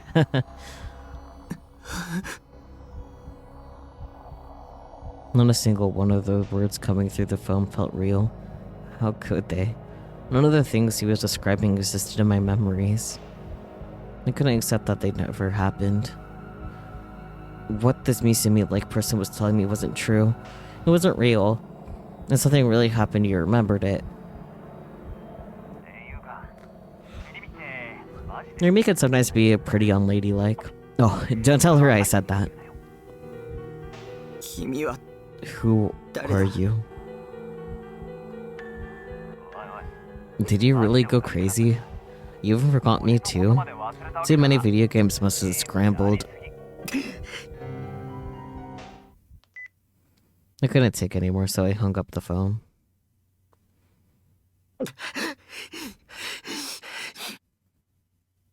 I suddenly realized that I was having trouble breathing. The sweat coming off my brow showed no signs of stopping. If anything, it was getting worse. I could feel the dripping off me and landing on the ground below.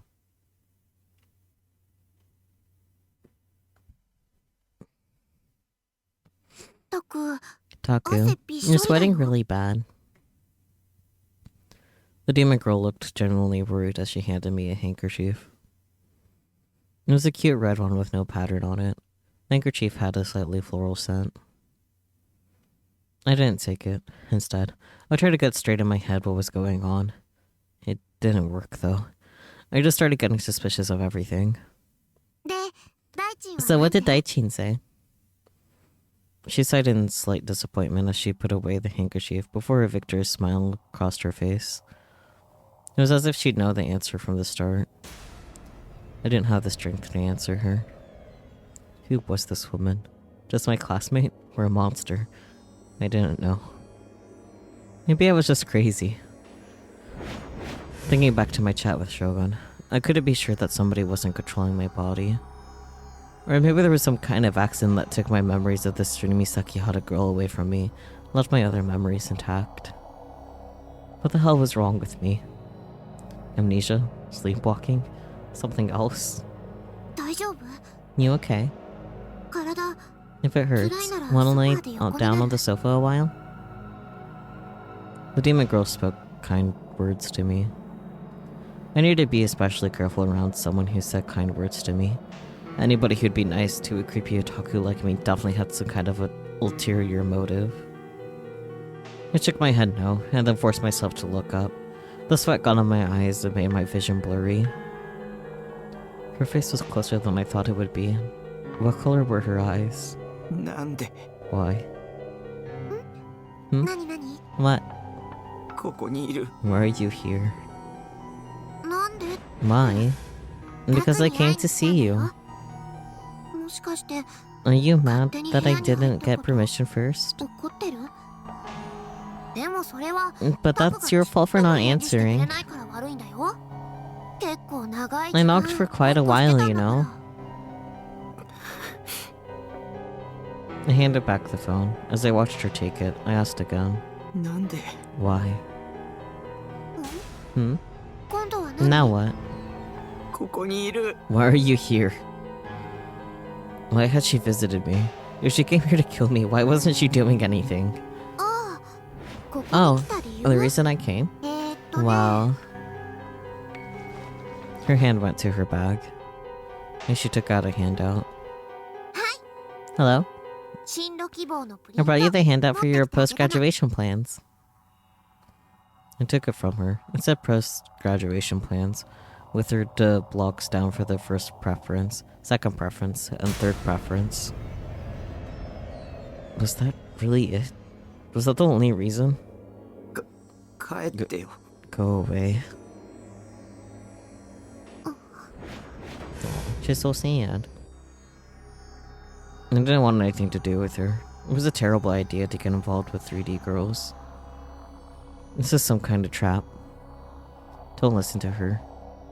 This isn't real. This is a video game. A really buggy game. Look at all these weird plot contradictions. It doesn't make any sense as a story. 僕に Just leave me alone. If you're not here to kill me, then just go away. I'm me, not somebody else. Maybe some other me was friends with Rumi Sakihara, but that had nothing to do with the real me. I put my head in my hands and closed my heart to the outside world. I shivered, trying to imagine a delusion where the girl named Rumi Sakihara wasn't in my room. I soon heard the sound of the door opening, which told me that the demon girl had left.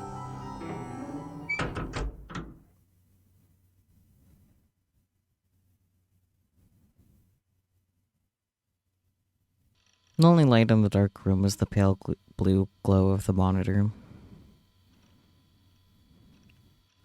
It was a screensaver featuring Sarah, a character from Bloody Toon the animation. Rumi Sakihara had been here in this container house just a half a day ago, but now its only occupant was its owner, Takumi Nichijo. Can you talk like a normal person, please? It was getting close to 5 a.m. Oh, thank God it's not that late for us. Takumi's daily life revolved around playing video games until dawn, and then passing out on the sofa. Right now, he was curled up in a cramped position on the sofa. He didn't sleep on the bed. He had one, but he didn't sleep in it because it was piled too high with CDs and manga volumes.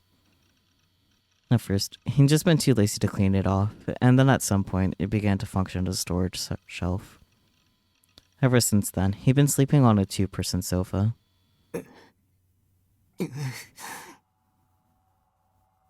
An awful moan slipped from Takumi's lips. His body was soaked with sweat, and his eyelids were twitching. He might have been having a nightmare. His expression warped with pain. He kept tossing and turning as he lay there, almost falling off. Suddenly, his eyes opened wide, and he stared at the ceiling. His eyes were bloodshot, and the eyeballs themselves seemed to be twitching a little. He stood up without blinking even once, and staggered over to his PC. He didn't sit down. Instead, he moved the mouse while standing up. The screensaver on his monitor disappeared and was replaced by his desktop.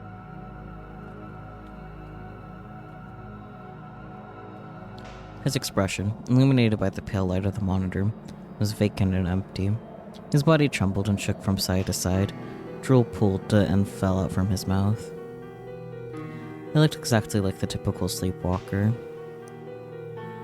He opened up his internet browser in a trance and went to the page for @chan.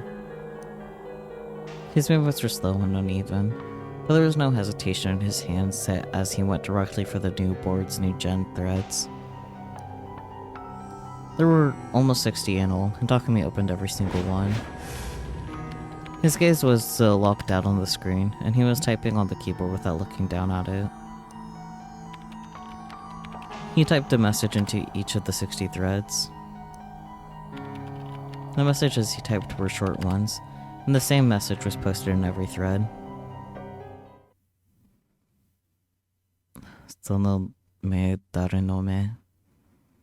Shogun. So he was sleepwalking.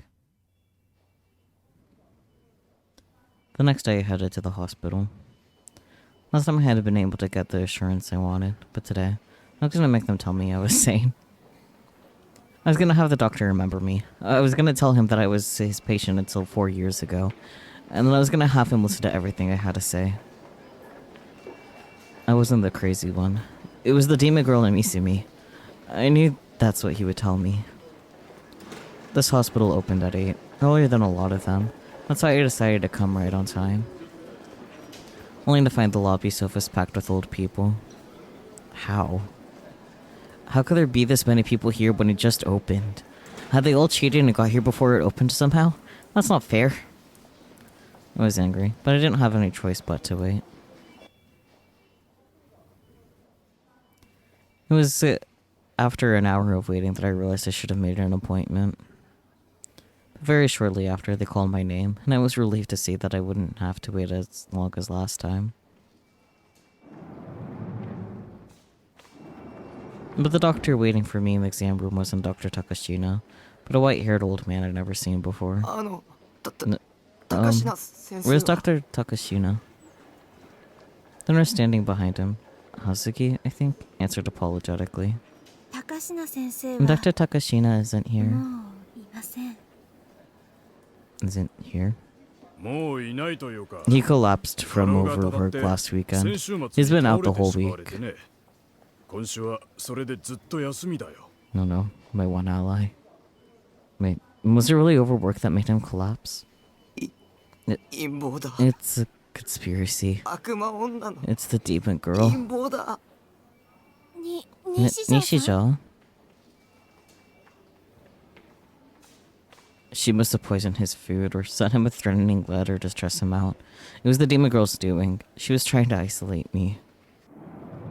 I had no intention of letting anybody but Dr. Takashina talk to me, so instead of getting an exam, I fled from the hospital.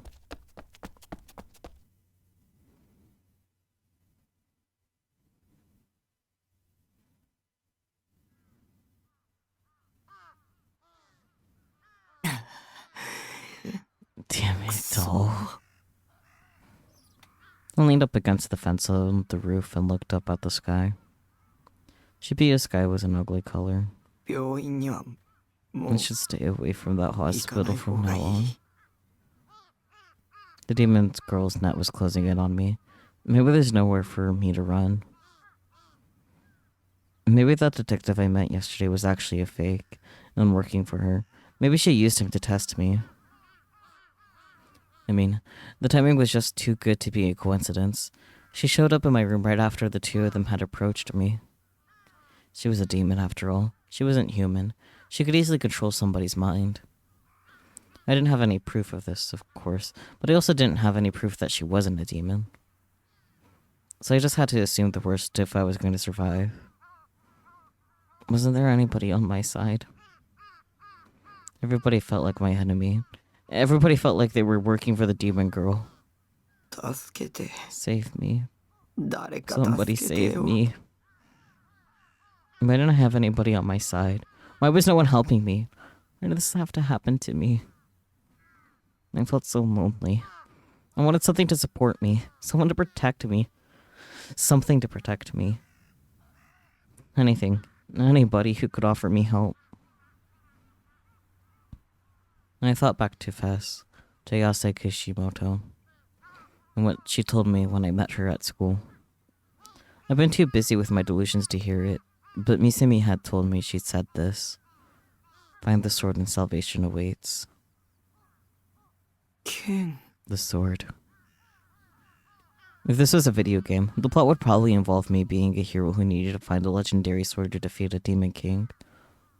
Oddly enough, I heard the word sword from the two 3D girls lately. There was still a chance that Fess was on my side. Girl B, Senna, I think, was likely on the side of the demon girl from the way she acted, though. The sword. 剣だ。 Sword. 剣を手に入れ Get るん the だ。 sword. そ And うすれ then... ば。 I whispered to myself as if I was in a trance. I was willing to cling to any hope now, no matter how small. If I could just get the sword, I would be released from this nightmare. I didn't know that for sure, but I had to hope. I didn't 100% believe Fess when she said it would bring me salvation, but I didn't have any other options. I decided to just look into it and see what I found.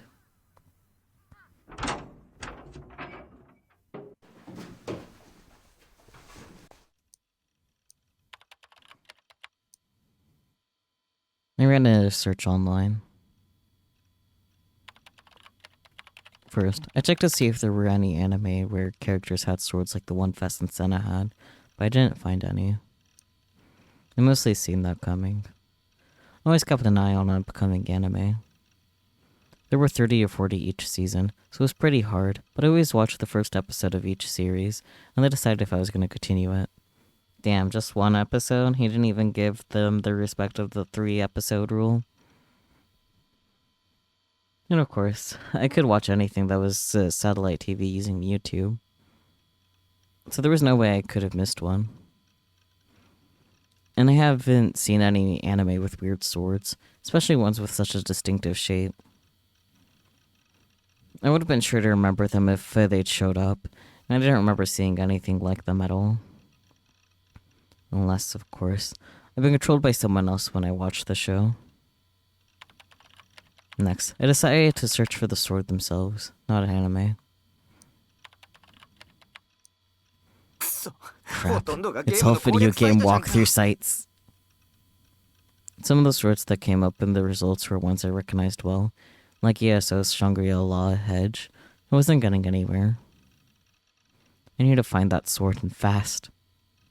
I had a feeling that that Senna girl had said something more specific. What was it? Remember you'll be stuck in this nightmare forever. 答えろ Answer me. 見えるんだな And you can see it, right? ディソードが The D sword. D D sword. Right, the D sword. I searched for that word.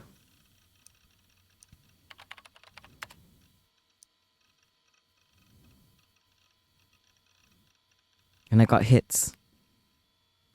Just 2. But these 2 links felt like the path that would save me. Desperately trying to calm my excitement, I decided to click on the top one first. Shit, I was down. Damn it, why did it have to be a dead link? No, I need to calm down. I just had to go back and click on the cached version.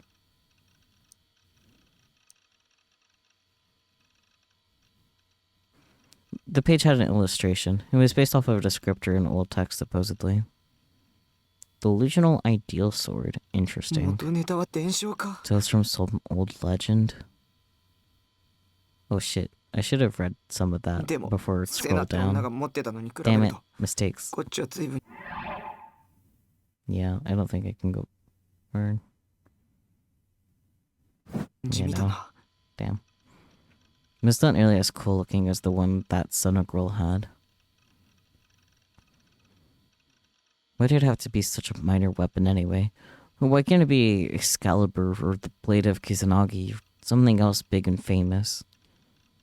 No, this isn't the time to complain. Whether it was famous or not, if it was gonna save me, I didn't care. I decided to look into it a bit more. Let's try the second link on the search page. The phrase, I bought a D-sword stood out to me. Could you buy D-swords? The author was evidently a man, which meant it wasn't the Demon Girl or Senna. I bought a D-sword. I bought a sword. It's called a D-sword, I heard. I just love how freaking weird it is. Town Vanguard is my heart's oasis. These days, you don't see many stores as weird as that place outside of Akihabara.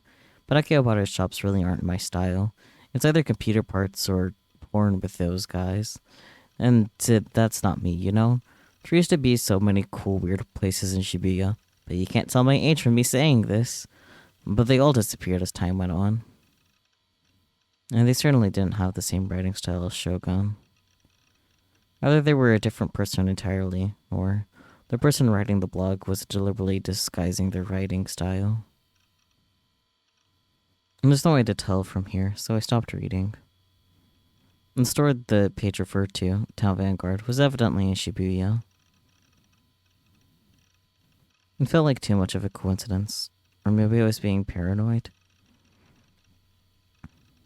Let's see. They disappeared as time went on. Those shops were incredible. How incredible they made Town Vanguard look like a toy store for your little kids. Anyway, enough about the past. Who came up with the name D-Sword anyway? It's pretty big and looks like someone put some time into designing it. But the only reason it could have ended up in a place like Town Vanguard is that the cashier likes that stuff. She even made a special corner for fantasy weapons a while ago. It's got stuff like fake-ass looking lightsabers and light-up shurikens. Oh my. Maybe the reason I run into 2 girls carrying D-swords in Shibuya was the place selling them was here. Weird things got popular with small subgroups of people here in Shibuya all the time, right? I searched for Town Vanguard, but I couldn't find the store's page. I did find a page of the map, so I downloaded it. If they didn't have a public page, they probably didn't have an online store either. I searched the Taboo auction site too, but didn't find anything. I'd have to go to the store directly to see for myself. I didn't really want to leave the house, but...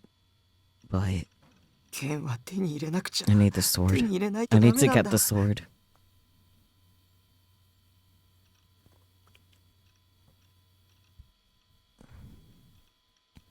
At this point, I felt like the one good option I had for fighting off the demon girl. I didn't know what exactly I would do once I got the sword, but I didn't have the courage to try to kill her with it or anything. But something inside me made me think that if I got the sword, maybe I'd feel just a little less afraid. And that was it. The D-sword was like a good luck charm. Something to keep me going. There was something strangely compelling about it.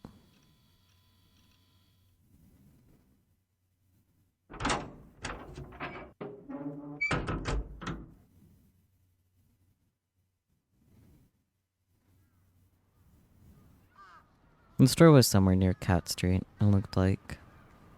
Cat Street was a twisty street that ran alongside Meiji Street, the main connection between Shibuya and Harajuku. I heard once that it was originally a river that got filled in. There was a lot of theories as to why it was called Cat Street. Some said it was because there were a lot of strays there.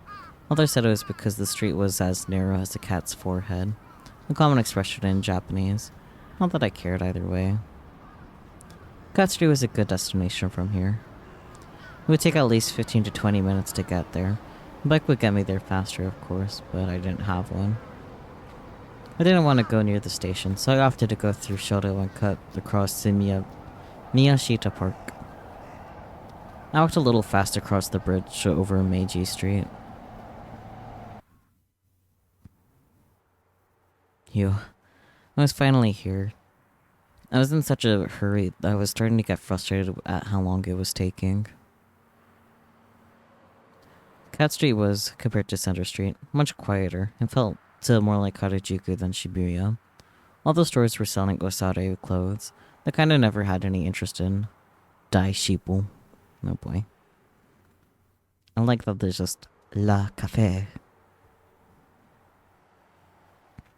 I could tell I was out of place as I walked down the street, and I got more and more upset. This was totally outside my usual territory. There were a lot more couples than there were in Center Street. I could tell they were all window shopping, trying to show off because they didn't actually have any money. Losers. I almost regretted coming, but I choked those feelings down and told myself that I needed to get the sword. I walked as fast as I could, face glued to the map, trying to avoid making eye contact with the people around me as I headed to my destination. Town Vanguard was down near a side street off Cat Street. ここか So this is it. One step down a side street and the whole place felt very different. The alley was narrow, cramped, and dirty, much too small for a car to travel down. The buildings were all old traditional wooden houses, or empty stores with their shutters pulled down, and all the shutters had graffiti sprayed on them too. You see, even if Cat Street looked fancy with its luxury brand storefronts, not all was just fake. This dingy alley was the real Cat Street. Behind the facade, it was nothing but garbage and run-down old buildings. Of course, I didn't like the backside any more than the facade. I wasn't any more at home here than on the main street. I only had one home. Yeah, so. Town Vanguard turned out to be a smaller and gloomier shop than I'd expected. I could tell why the bigger blogger who'd mentioned it had called it underground. There was a sign reading open, but it certainly didn't seem busy. Going inside felt really hard. I was too much of a wimp to go into a fast food place all by myself. How could I go into such a creepy looking place? I wanted to go home. No, I needed the sword. What was I supposed to do?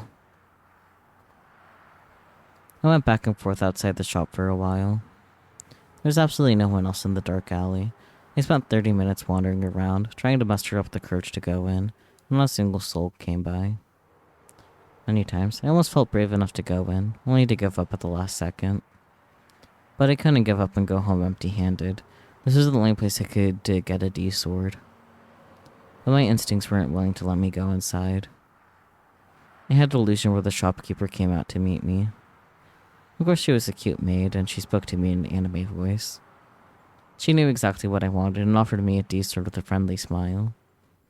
Please take this sword, master. I could be such a horn dog sometimes. Everything would be so much easier if that happened, I told myself. Maybe my wish was heard by someone, because a 3D girl did come out of the shop. Her outfit wasn't anything like I'd expected, though. It was some kind of ethnic clothing. It looked really flashy, but the girl herself seemed really gloomy. She had long hair done up in an afro, tied up in a bandana with a strange eerie design on it. She said she'd gotten sick of watching me wander around outside her store, and so came out to check on me. My delusion had to become reality. Well, of course, that could never happen. Before I knew it, she dragged me inside the store despite my reluctance. I hadn't even had time to say no. I ended up inside. I'd overcome the first hurdle at least. But what if this store was actually owned by the demon girl, and the whole D-sword thing was a plot to lure me here? I could be killed at any minute. I looked around the dimly lit shop. There were no other customers. The air was stale, and there was a thin haze. It smelled like a mix of cigarette smoke and mold. 5 minutes in here, and I'd probably be ready to throw up. I could see what looked like merchandise, but I couldn't tell if it was for sale or not. It was all placed randomly throughout the store, and to tell the truth, it might have all been garbage. It certainly didn't have the price tags on it. And I realized that after I got inside, there were a lot of adult porno toys too. There were things you saw a lot in rapey style H games. I try not to look at them. This place must have been some kind of adult knick-knack shop. Despite how eager she was to get me inside, once I was past the door, the woman quickly ignored me. She sat down on her stool next to the register and smoked a cigarette. So, this haze is at least partly her fault then. I hadn't even been inside for a whole minute, but a combination of nervousness and embarrassment, as well as how sick I was feeling, was making me sweat hard. I wanted to get out of here as soon as possible. Time to find the D-sword. Fast. I walked toward the back, looking at the shelves as I went. I quickly found the fantasy weapons corner, and the blog I read had talked about. This one part of the store stood out from the rest. There were several toys lined up carefully in a display. The toys themselves all looked cheap. Actually, I realized they were mostly just different colored lightsabers. Some of them were so cheaply made they were obviously fakes. I wasn't even sure if they would even light up. The light-up shurikens that the blog had talked about were sold out, it seemed. That was kind of a surprise. But there was one thing mixed in with the lightsabers that was very clearly different from the others. Just one look at it and I recognized it as a D-sword. It was just like the one I'd seen online. I picked it up. It was lighter than I expected. What was it made out of? Soft plastic? There was no blade. That was just smooth. I ran my fingers across it, and of course it didn't hurt at all. Compared to the ones that Stena and Fest had, it didn't have any weight or complex design. It certainly wasn't sharp. Was it maybe a fake? I was a little worried, but this is the only thing in the shop that could possibly be a D-sword. Did this even light up? The one Fest had been singing around at the concert had some kind of glass embedded in the blade, which had lit up with a pale light. It was pretty cool. There was no glass on this one I was holding. Maybe I should just give up on buying it. This D-sword was such a piece of junk that I was ready to give up, even after coming all the way here. But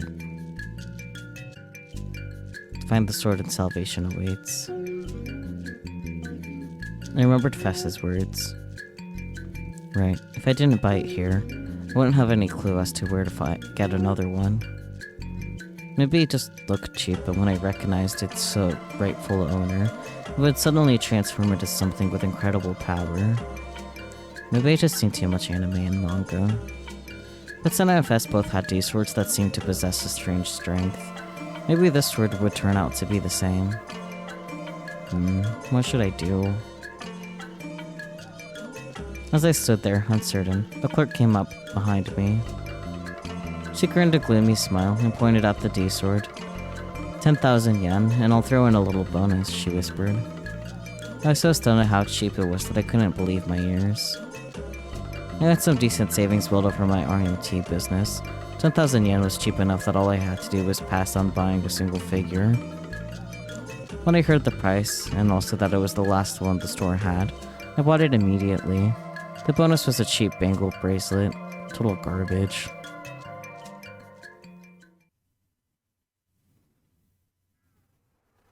The true nightmare began once I bought the sword. Oh boy. Town Vanguard didn't ship. You had to walk home with anything you bought. Oh boy. Even if it was a toy, the idea of carrying this huge sword across the middle of Shibuya was enough to quench any excitement I felt. I already paid though, and the clerk steadfastly refused to return my money. This is going to be incredibly humiliating. I had to walk down some of the most fashionable streets in Tokyo holding a giant toy sword. And of course, the adult-queuing couples and well-dressed ladies all chuckled at me as they walked by. Damn it, I wish they'd all die. I headed home, delusions filling my mind of me swinging the sword wildly and murdering everyone on the street.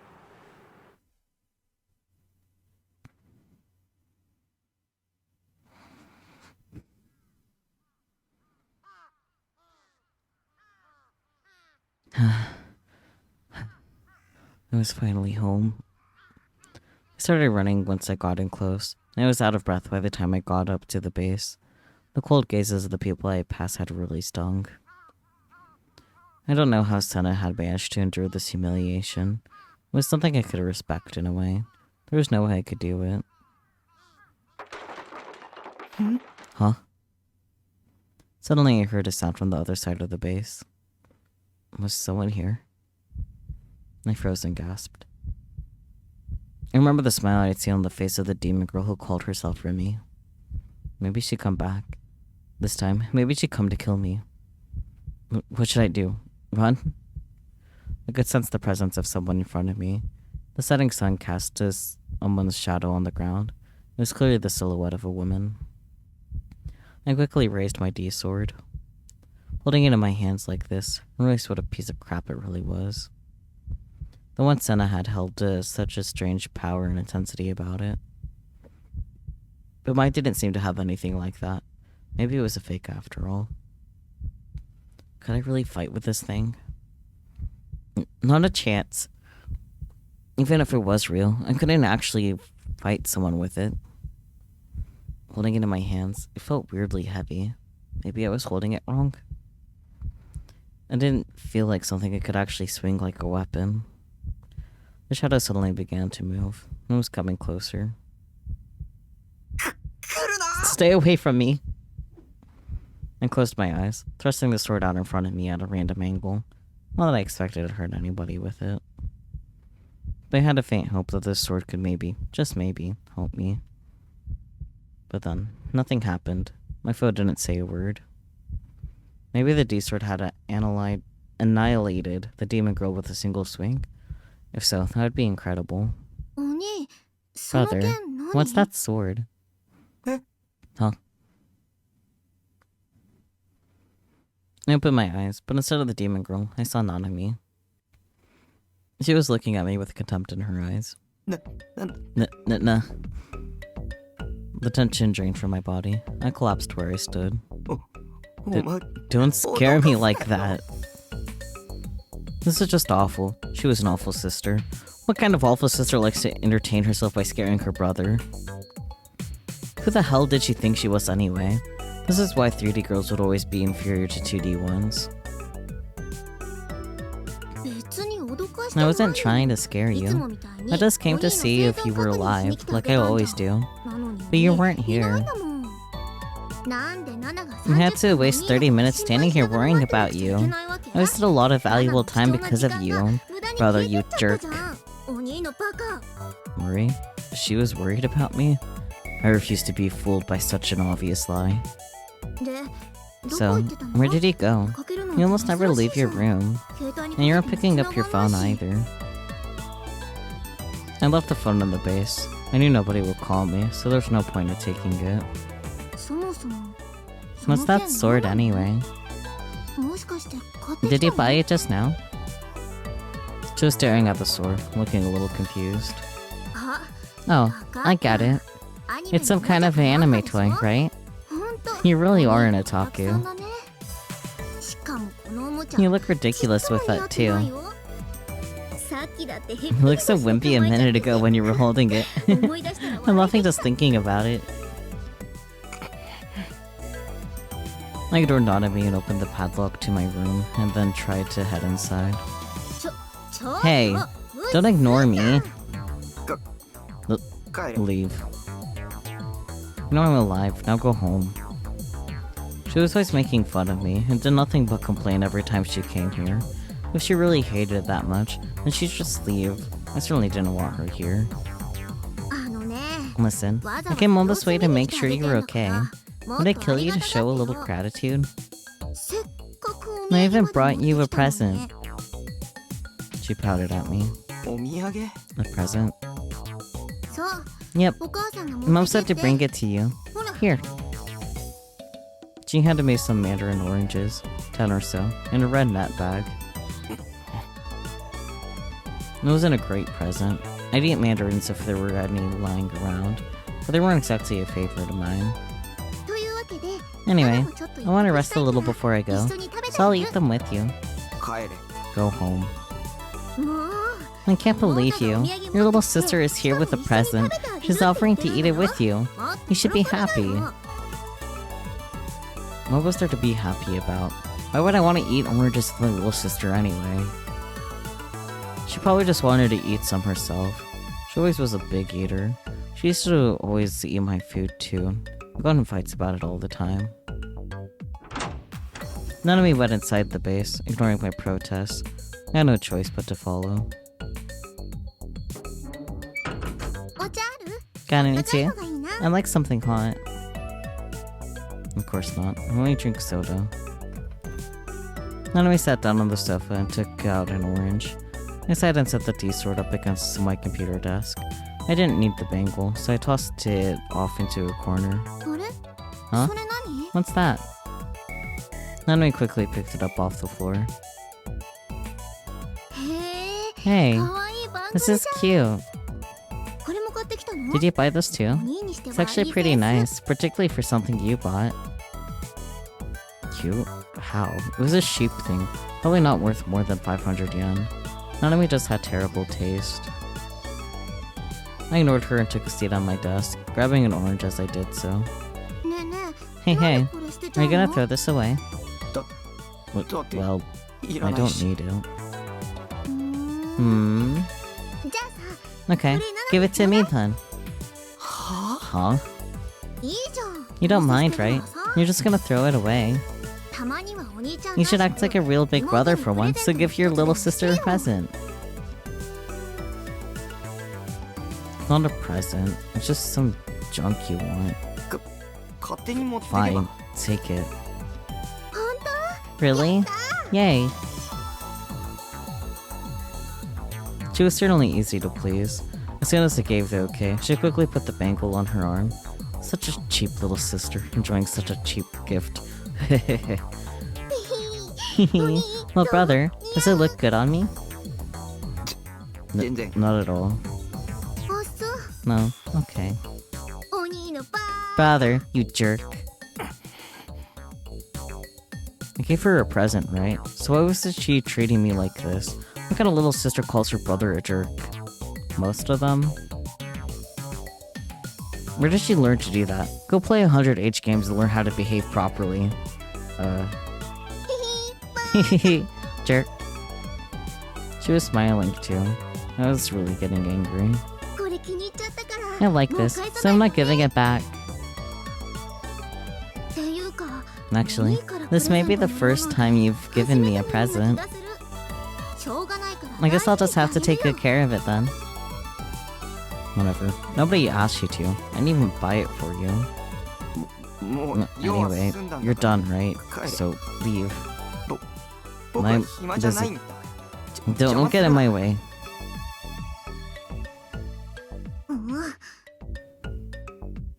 Suddenly, she looked upset. You don't have to be so mean, do you? I haven't eaten my oranges yet, and you haven't given me my tea. おめえ I に don't 飲ま have せる any お茶は tea ね for the likes of you. Grr. She glared at me, shoulders heaving with rage. Eventually, her eyes started to tear up. Fine, if I'm really bothering you that much, then I'll leave. ああ Yeah, さっさと頼む go. Nah. Brother, you jerk. I hope you get an orange peel in your eye and go blind. And I'm not giving back this bangle either, jerk.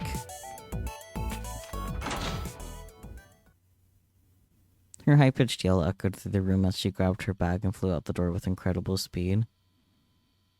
Phew, at least the storm was finally over. Every time I talked to Nanami, I felt exhausted. Why did she keep coming when she knew how much I didn't like it? Read the room.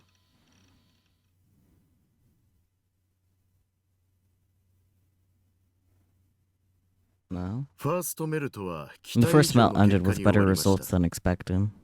The increase in the GE rate showed only a minor deviation from the initial projections. And the biorhythm control is going well too. Shibuya's GE rate is higher than the other areas, and it's especially stable too. And that makes it easier to manipulate, and in addition, it drastically raised the people of Shibuya's biorhythms. Please see the report for the usual of our experiments. You'll be satisfied, I'm sure. It's only natural that you deliver results, given the amount of money and manpower we're offering you. I understand its effectiveness well. My church has found its believers growing exponentially over the past few months. Project NoAH will advance to the next stage then. Will that be alright?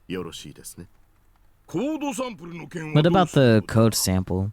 We've secured 3 people, but we're not at a target number, are we? Indeed. We need a minimum of 5. The sample holders are steadily gathering. All that's left is to take them where we need them. I'll leave it in your hands then. May the divine light save us. Go about your efforts with the utmost caution. Yes, I am aware.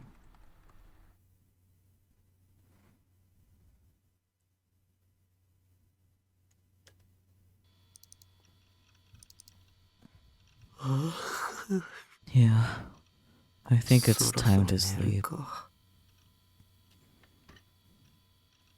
I bit back a yawn and looked over at my PC's block. It was showing 5 a.m.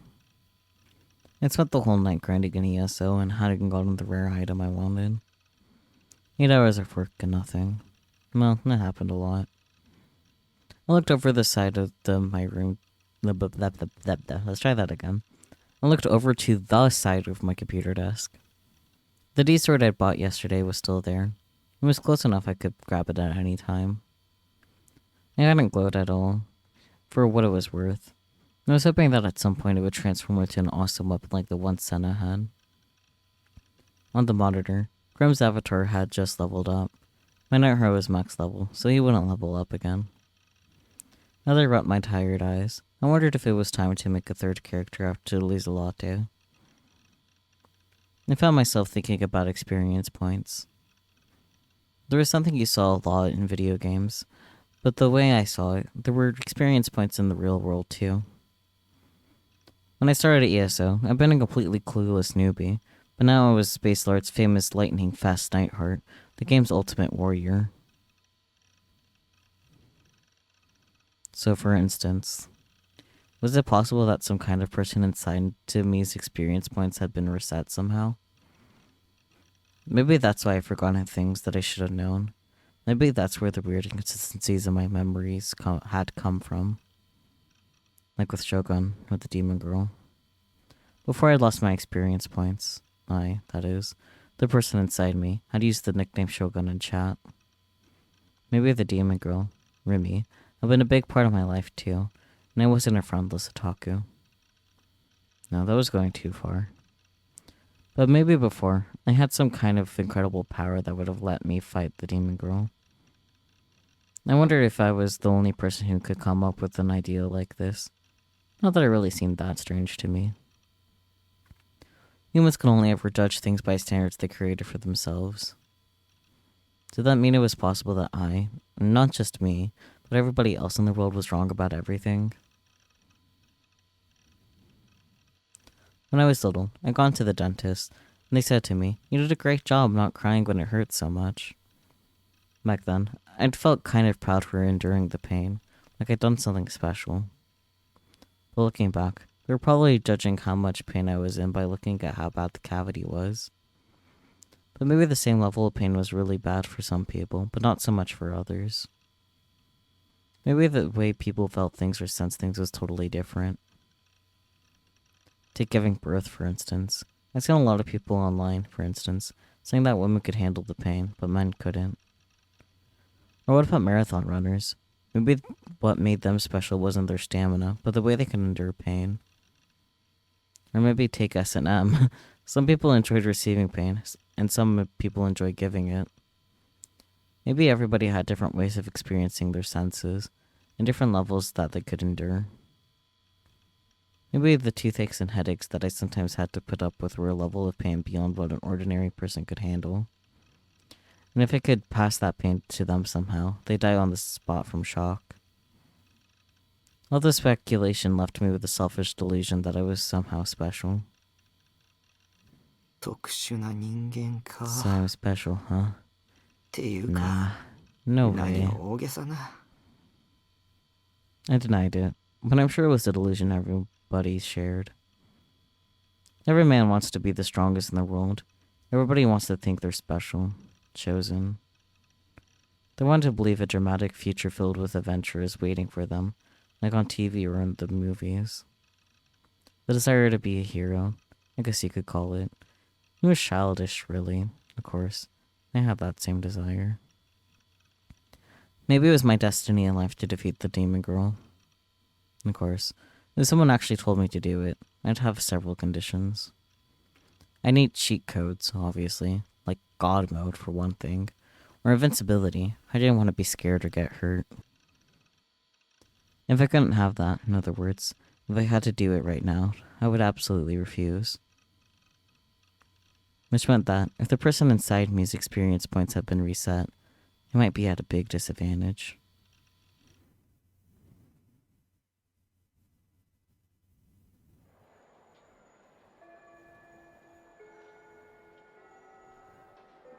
It was almost late today. Maybe staying up till dawn to play games before a school day was a mistake. I had to run to make it in time. When I arrived outside my classroom, I paused to catch my breath. I didn't want to do anything to attract attention from my classmates. Being late was a potentially fatal mistake. If any Dokyuns took an interest in me, my life was over. I slowly walked into the classroom. My head was pointed toward the ground, and I avoided looking at anyone. Of course, I didn't want to give anyone a cheery good morning. I tried to make myself as invisible as possible as I headed for my seat. That was how I always did things.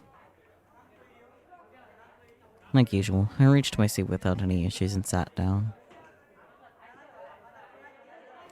I quickly put my head down on the desk. Now I'd be safe for the rest of the homeroom.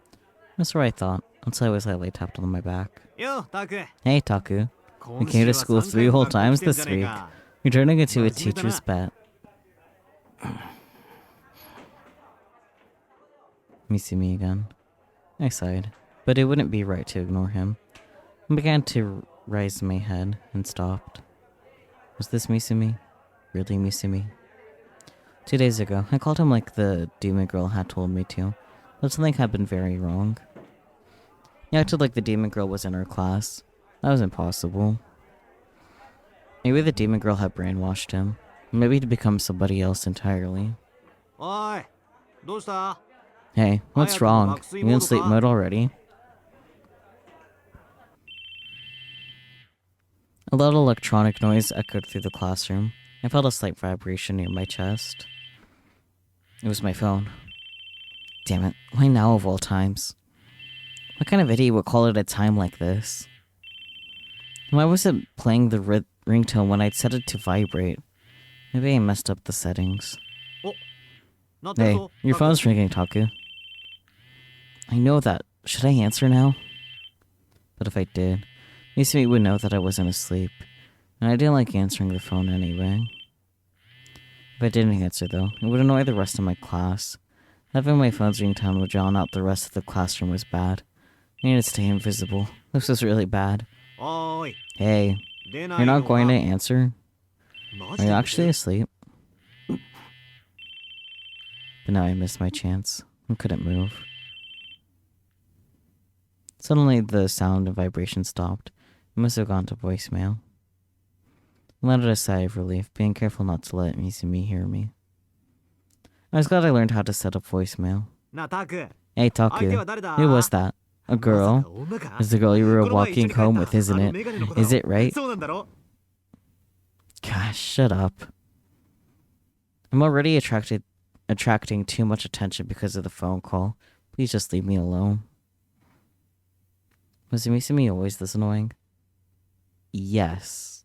Yes, he was. He was always too friendly, but he hadn't always been this annoying, right? As far as we've known him, yes, he has. やめなよ。 Leave him alone. That voice. It was coming from right next to Misumi. そっとしておいてあげたら。 Just leave him alone, 大 Daichin. なんだか疲れてるみた He いだ seems し。 like he's tired. Me too, bestie. She was in this classroom, acting like she belonged here. どうせゲームの He やり was すぎだ probably ろ up all night playing video games, right? お前タクに You're too 甘 nice すぎ to るぜ him. だって大地は Well, you're an 女の enemy 敵 to だし women everywhere. そういう So I'm 人 not には nice to 優 you. しくしませ That's ん all. She was talking like she belonged here. She was fitting in, like she belonged here. I was too scared to look up. I didn't want to admit that girl was there.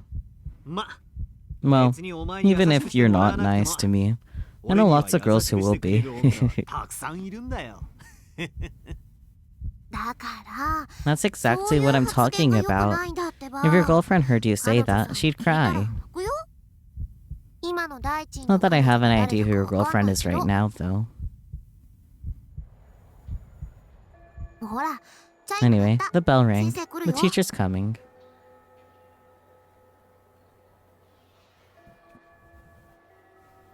Had the demon girl really always been my classmate? No, that was impossible. She wasn't here 2 days ago. Misumi was the only one who talked to me that day, and I hadn't come yesterday.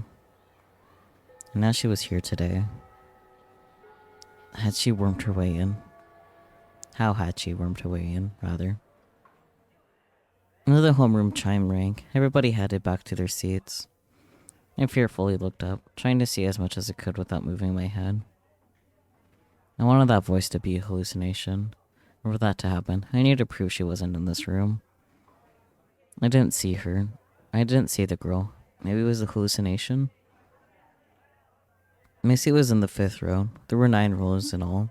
She wasn't in the seats in front of me. Did that mean she was behind me? But I didn't look back. I couldn't do something that would attract so much attention. Damn it. This was so frustrating. Was she in the room or wasn't she? Schrodinger's Remy?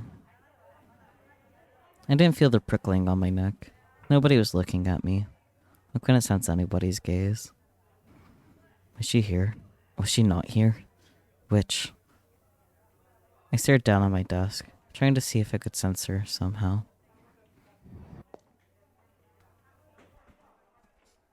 Then I heard the sound of a teacher coming into the room. I forgot their name. It was the Tsukikachi or Staccato or something, I think.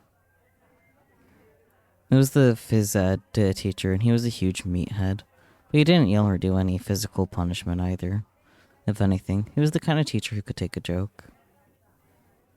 There was a mild murmur of surprise going up and down the classroom, but I was too busy thinking about the demon girl to worry about it. How the hell was I supposed to sense anybody? This wasn't a manga. Was I just stupid? Yes. We have a transfer student joining us today. The teacher spoke in a whisper, so that was what the fuss was about.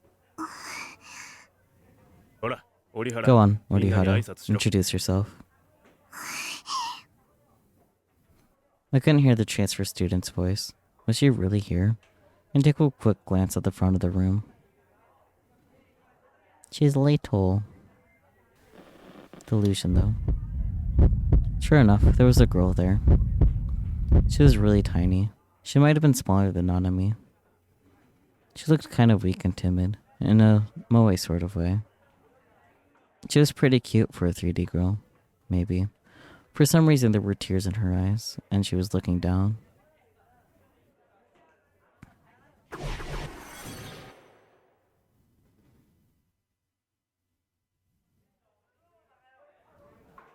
That wimpy-looking transfer student didn't matter at all.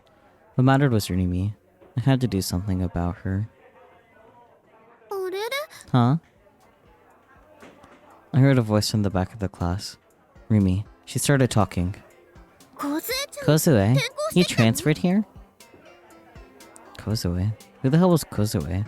Who was Rimi talking to? No, Sakihata. You know Orihara? Yes, I do. Rimi was talking to the teacher. I was getting even more confused. Couldn't even think straight. The transfer student laughed innocently. I followed you, Rimi. Really? Wow. You're really brave. What? Was Rimi talking to the transfer student? Did they know each other? Was this transfer student a servant of the demon girl too? I froze, unable to do anything but listen to their conversation. Good to see you again, Rimi. You too. We're gonna have a lot of fun. Yeah, a whole lot of fun, maybe. Right? I can't wait. I can't wait. Don't you feel the same way? You do, right? Takumi Nichijo. It seems like Orihara's a little nervous. Alright, we're gonna skip the introductions. The teacher's voice brought me back to my senses. I was so relieved to find out that this was just a delusion. The transfer student was still standing there, timidly, not saying a word. Everyone, this is Kozue Orihara. Make her feel welcome. Orihara, your seat is in the far back row. You can sit down. The transfer student bowed, silently, and started to walk toward me. Her seat would be 4 rows behind me.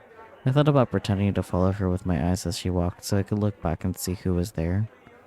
But if I did, I stand out a lot. Some Dokyuns might see me and say, "Don't stare at the transfer student just because she's cute," and then they'd try to beat me up. What should I do? Turn around or wait until the homeroom ended? My head drooped as I squeezed my fist tightly. It was no good. I didn't have the courage. If I turned around and saw her... Is that person? Huh? A bad person? If they are, maybe I really will kill them for you. The transfer student passed by me. I gasped and looked up at her. Her eyes met, but she quickly turned away and passed me by. That voice. It was a delusion, right? Maybe I was under so much stress I was starting to lose sight of the distinction between delusion and reality. In the end, I stayed there trembling in my seat, lacking the courage to look around. I focused on trying to calm my fear of Remy, who I was so sure was watching me.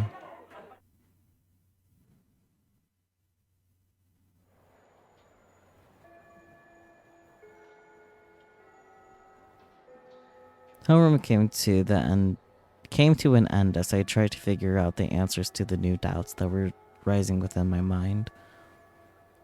There were 5 minutes until first period started. Misumi was already on his way to the new girl's desk. He was evidently aiming to start hitting on her first day. My other classmates were all curious about her as well. The classroom was a lot noisier than usual. On the surface, it was a peaceful, ordinary day. But to me, it felt like I was in the middle of an enemy camp. My heart was pounding so hard, and wouldn't calm down. My whole body felt tense, and it took a lot of courage just to move a single finger. I was fighting the impulse to turn around, with the knowledge that doing so was suicide. Taku.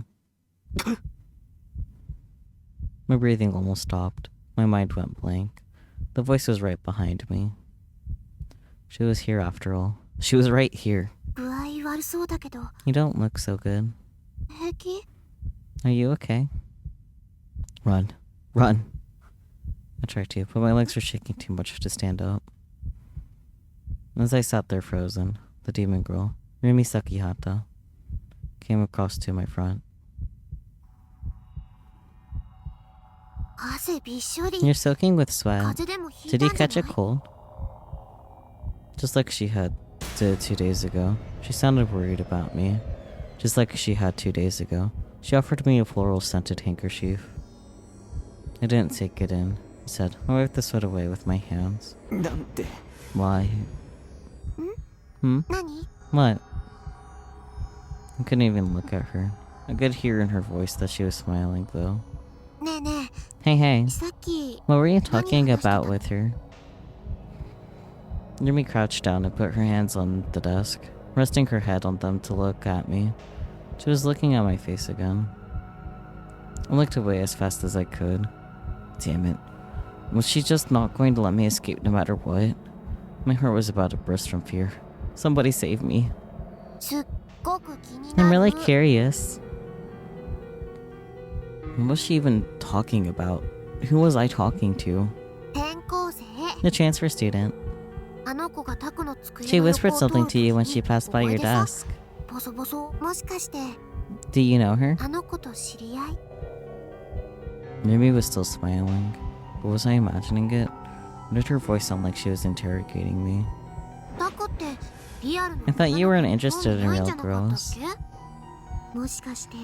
Were you lying about that? What do you care? Was she trying to find out my personal information so she could threaten me or something? No, I wasn't into 3D girls. That was something I was always clear about. Okay. Are you interested in me?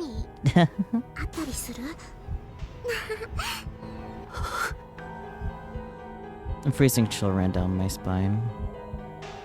More sweat was pouring down my forehead, even though I just wiped it away. Was that a threat? Or was she telling me to go join her? Or was she trying to act moe and seduce me so she could set me up in a trap? Alarm bells were going off in my mind. I couldn't say another word to the demon girl, or I was doomed.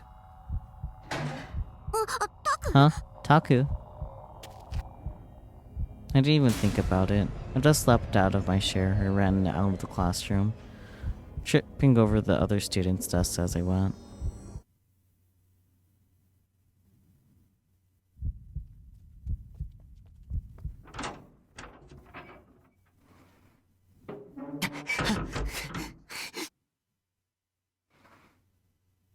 I ran straight up the stairs of the school building onto the empty roof. The girl didn't seem to be following me, but still, I couldn't relax. I decided to crouch down and hide behind something. My knees were shaking. I was amazed I managed to run like this. Maybe that was just a sign of how desperate I'd been.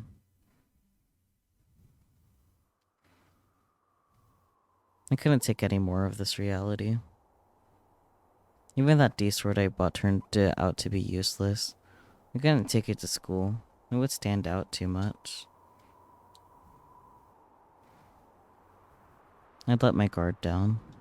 Well, that was your first mistake, dude. Now, Miss Me told me that Remy was her classmate 2 days ago. I thought it was a lie or a delusion. But she'd really become a classmate. There's no sense in trying to figure out how she'd done it. She was a demon after all. She could do things that humans couldn't. Maybe she brainwashed the class. Maybe even all the teachers. I couldn't go to school. I couldn't go to the hospital. Yua had been at cafe. Shogun had found me online. The servants were getting closer and closer to me. They were launching constant psychological attacks too. Maybe I'd do better to just not leave the base. There were too many enemies outside in reality. They were constantly threatening my peaceful life. I looked up at the blue sky, where the white clouds were flying freely, blown by the wind. If only I could be one of those clouds.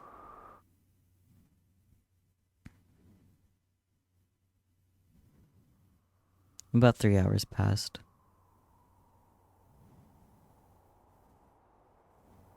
I spent the whole time silently crouched on the ground. For now, nobody seemed to be following me. Only after that was I able to relax. The problem was, what did I do now? Somebody was sure to come here to eat during lunch. Maybe my best option would be to run out of the school and back to the base during 4th period. It would screw up my schedule, but I didn't have anywhere near the courage I needed if I wanted to go back to class with the demon girl waiting. My bag was still there, but I'd have to forget about it. The only things in it were my books anyway. My most important stuff like my wallet and key were all in my uniform pocket, right? I got worried and double checked. Wallet, key, phone. They were all there. Only then did I remember that someone had called me earlier. It had really freaked me out when it happened. Not as much as when Remy spoke to me, though. 一体誰だ Who could it be? Only people who could possibly want to call me out would be my would be my family. It was most likely not me, right? She didn't care about whether she was bothering me or not. Who else would know that number? Oh, I've also told it to those detectives. If it was then, maybe I should have picked up. We never did discuss exactly how they were going to send police officers to guard the base. LCDs displayed showed the number of the person who called. It didn't look like it was Nanami. I noticed I had a voicemail too. Did I recognize that number from somewhere? I did to check my call history. Oh boy. There were only 5 calls there. In other words, only 5 times had someone called me since I bought my phone. 3 of them were for Nanami. What about the other 2? There was the one from 5 days ago and the one just now. Since their number was on my contacts, it wasn't showing up as a name. They were both from the same number. If they left a message, it must mean that they really wanted to talk to me.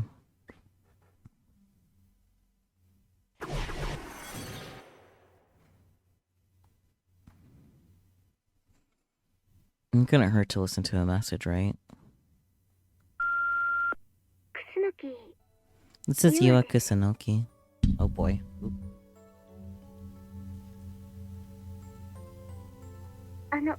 ごめんな I'm さい sorry for calling you so suddenly, ただ but どうしても there's something お I 話 wanted しした to いこと tell があっ you. てセイラちゃんの新しいフ I ィギュ bought ア a Sarah figure, 私も too, 買いました西条くんの and I was only able to do it thanks to you.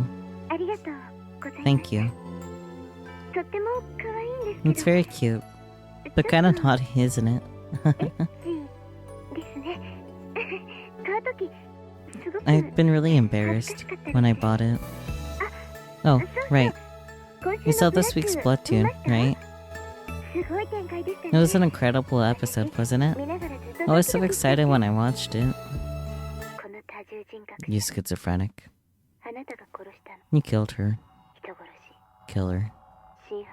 Criminal. Atone for your crimes. I won't let you get away. Whose eyes are those?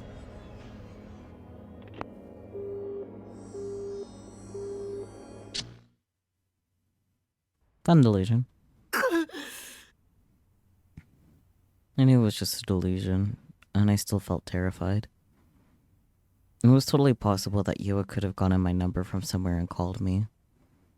I didn't really want to listen to the message. But after using delusion to simulate the worst possible scenario, I was ready to at least try listening to it. I shook off my depression and played the call. I looked around a bunch of times to make sure the demon girl wasn't anywhere nearby and put the phone up to my ear. This is your voicemail service. You have one new message. First message. Message left on Friday, October 17th at 8:28 a.m.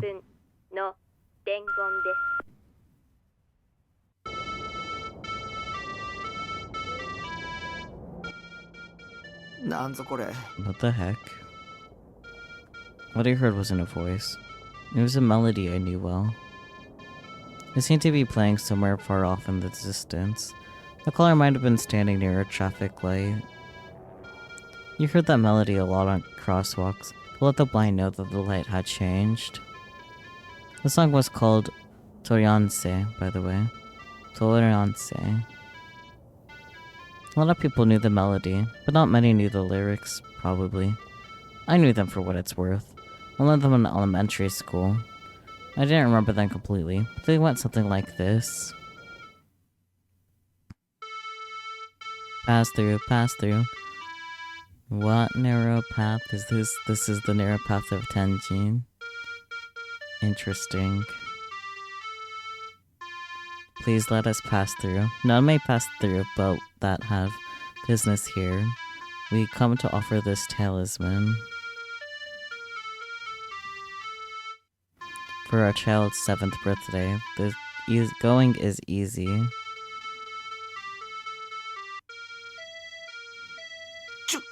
Hey. It sounded like the way back is beep boop beep boop. It sounded like an ambulance or something.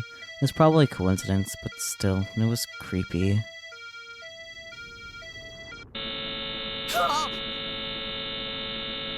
Just after the melody cut off, I heard what sounded like a loud buzzer. The volume was so loud, I yanked the phone away from my ear. Oh, what the hell? I fearfully put the phone back to my ear, but the message was over. What was that about? I felt like I heard the earth rumbling at the end, too. That buzzer was totally different than the traffic signal. If it was that loud, they might have brought it up to the phone. A prank call? My heart was racing. Had I done something to piss somebody off? Who'd even made this call? I got their number, so I could call back if I wanted to, but I didn't have the courage. There was nothing I could do about it, anyway. I was still in the middle of something much worse happening to me. I put the phone in my pocket and left the school, watching my surroundings as carefully as I possibly could.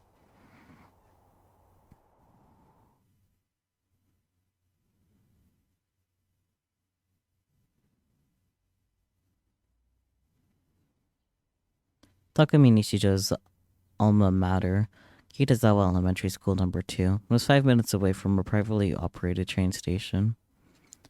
Yasajiban had the idea of talking to his old teacher, but when he called the school, he found out they'd passed away. Instead, he opted to talk to the person he'd spoke to on the phone, the current head teacher, a man named Kamio. He and his partner had come here to do just that. It was a Saturday, and the school was closed. Bon and Suwa were standing in front of the school building looking at it. There was a very eye-catching picture drawn on its outer walls. Bon wasn't the artistic type, so it was beyond him what the thing might be. It It looked like a spiral, but it changed into 7 different colors from top to bottom, so it also kind of felt like a rainbow. Bon waved his fan as he stared at it. His partner Siwa pushed the call button on the gate. Bon suddenly looked around. It felt like somebody was watching him. It was an unpleasant, clingy sort of gaze. Am I that cool? He struck a little pose. He looked stylish and cool, he thought. Oh boy. Why are you posing like that? It's weird. There's an entrance around back they've asked us to use. Bon gave up on his pose inside. He started to walk. It didn't take long to find the teacher's office. The back gate led to the school's rear entrance, and a turn off the hallway inside took you there. There were, of course, no children inside the school. It may have just been the shiny linoleum, but the air felt cooler than it did outside. There were 3 teachers in the teacher's office. One of them stood up and bowed as the detectives entered. His rapidly graying hair was parted, and he had a pleasant smile on his face. This was Kamiyo. Bon and Siwa brought out their IDs, at almost precisely the same time, giving brief introductions before getting to the point. It was Siwa's job to do the talking. We would like to hear what you can tell us about your former student, Takumi Nishijo. I remember him, yes. He wasn't in my class, so I can't tell you too many details. Will that be alright? Siwa nodded and opened his notebook to start taking down a memo. What kind of kid was Nishijo? He was difficult, I'm told. Special. Special? He had a certain illness that would normally make it very difficult for him to mix with the other students. How specifically? I'm not sure if it's okay for me to say. Would you please ask his family or his doctor? Almost all the schools were like this these days. They didn't want any trouble. They refused to do anything that could result in an angry phone call from a parent. It made the cop's job a lot harder. What happened to his teacher? An accident. During a field trip, a class's bus was going across a bridge when it collapsed. Oh, I remember that. It was on the news. The kids were fortunately just injured. None of them died, but Mr. Saito, unfortunately, was not so lucky. It was very unfortunate. And Nishijo was hurt in this accident as well. Kamiya shook his head softly. He was absent that day and didn't get on the bus. Why was he absent? I remember hearing that his illness took a sudden turn for the worse. Bon vaguely remembered the incident too. He'd seen the media standing outside the house of the one boy who had been injured for days on end, trying to get an interview. The boy had never shown himself, however. It was a sad accident. For some reason, Kami repeatedly seemed to put emphasis on the word accident.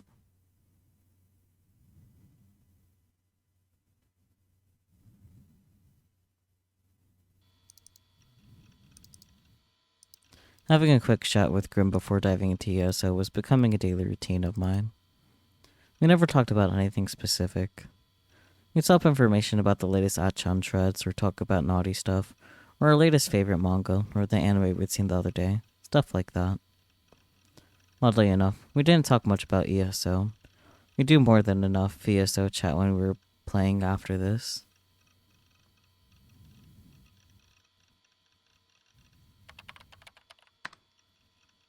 Have you heard anything about weird planks lately? Kawasuku? It was just something I heard. I don't know if it was really something people are doing. But like, they played weird noises on your cell phone. Did they say naughty things with a moe voice? Well, what kind of age game is that? I mean, if it wasn't it, I'd love to get pranked. Oh, if it was it, I'd love to get pranked. So what kind of sonome dare no me is it? Thoughts. Graham kept using that phrase. Instantly I felt sick. The sentence didn't even make sense. Why was the phrase funny enough that he had to force it in everywhere? I didn't think so, at least. If anything, it was stupid. But I couldn't start an argument until I asked him about the prank. I decided to just put up with it for now.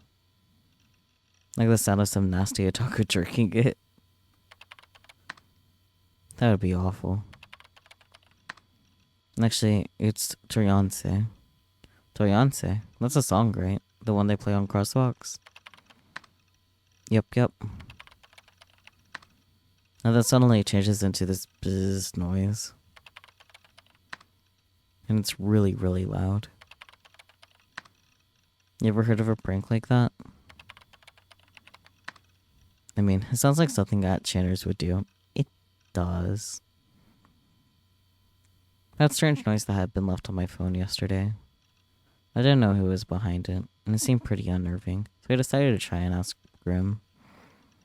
If it was just a prank, I could forget about it. Huh?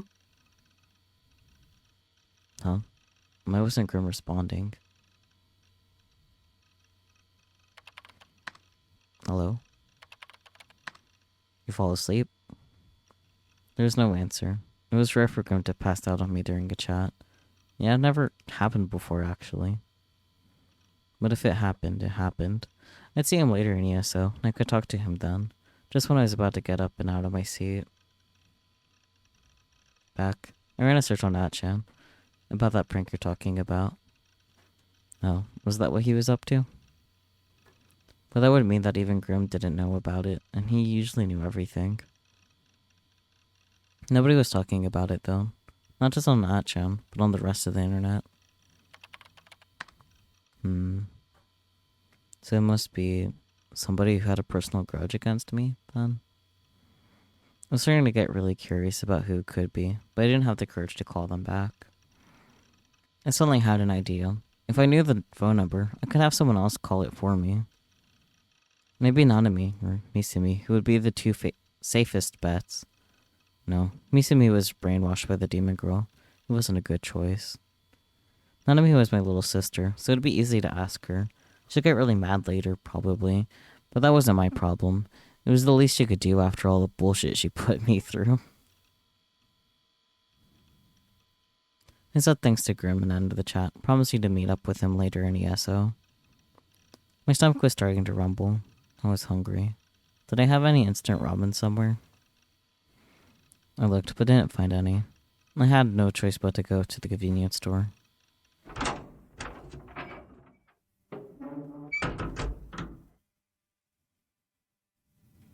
The sun had already set. I would prefer not to be out at night if I could avoid it. Mainly only bad things had been happening at night. I entered the convenience store, my feet moving faster than they usually did. It was Saturday, so normally I would have seen a bunch of people on the street. Today it was empty. All the stores that would usually be open were closed. It was kind of strange. Maybe I've forgotten what time it was. I thought it was 7 p.m., but maybe it was actually 2 a.m. or something.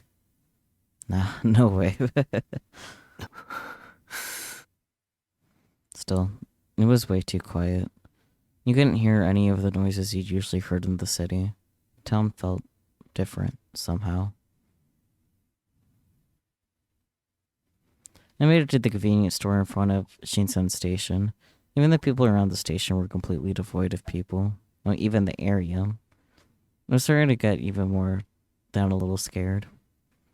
When something makes you expect it to be there suddenly vanishes, it makes you feel like you've been sucked into some strange other world. Normally I avoided any interaction with other people, but today I longed to see somebody's face. I ran into the convenience store. There should be at least a cashier here, I thought. I looked around. Oh boy.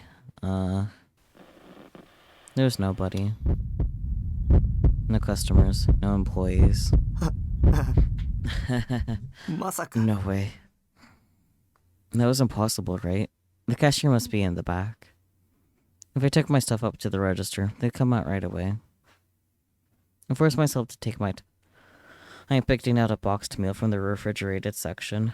I even pretended to look at the manga magazines before finally putting my meal on the counter next to the cash register.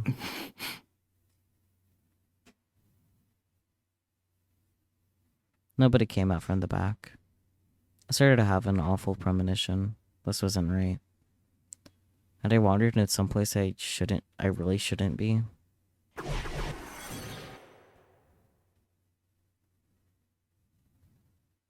As I stood in front of the register, I took a quick look outside.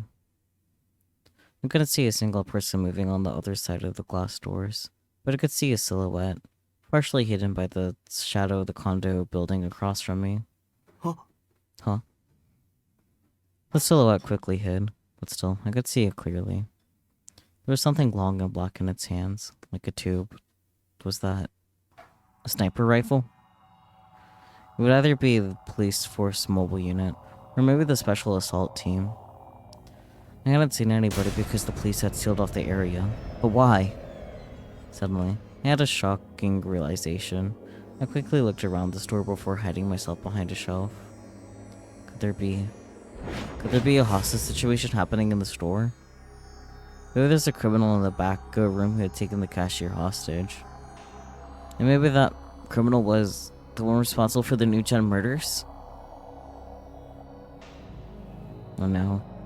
I crouched down with my head in my hands. Why had I come to some place so dangerous? And what were the police doing? If they had this area sealed off, why didn't they stop me before I came in? Was there any way to get out? If I stayed here, they'd take me hostage too. Fortunately, I hadn't run into the criminal yet. If they were locking themselves up in the back room, that was my chance to run. I was so scared my knees were shaking. I could barely even stand up. Still, I somehow managed to stand up and slowly head toward the door when... Attention, criminal. It started with a really stereotypical message. The kind you didn't see on police procedurals anymore. A policeman was yelling into a microphone outside the store. I was so startled that I hid behind the shelf again. You're completely surrounded. Give up the hostage and surrender. It was like something out of a cheesy old movie. Didn't they have any hostage negotiators or anything? You have 30 seconds to comply. That was short. Just 30 seconds. Surrender within 30 seconds. Or we will have no choice but to use force. Wait, force. Were they gonna put the hostage in danger? If somebody tried that in modern Japan, wouldn't the media crucify them? What were the cops thinking? I held my breath and stayed as still as I could. My heart was pounding really fast. I felt like it was about to burst. If the police did come in, the store would turn into a war zone. I'd be caught up in it. Maybe I'd get hit by a stray bullet and die. Please, no. The criminal seemed to be doing nothing at all. The inside of the store was dead quiet. I was starting to get mad. Why had the criminal done something so stupid? Come on, just surrender. Surrender or something might happen to me too. I peeked up from the shelf and looked outside again. Shockingly, there was a full team of SAT snipers out there, plainly visible, pointing their rifles right at me. I quickly pulled my head back. The police seemed intent on shooting the killer. Is that even legal in Japan? I couldn't believe it. 10 seconds! No way. Come on, please stop. I looked around helplessly, before I happened to look down at my hands. Eh? Huh? For some reason, my hand was holding a knife. It was stained red too. This was blood. Huh? Huh? I was confused. When did I get this knife? Where did it even come from?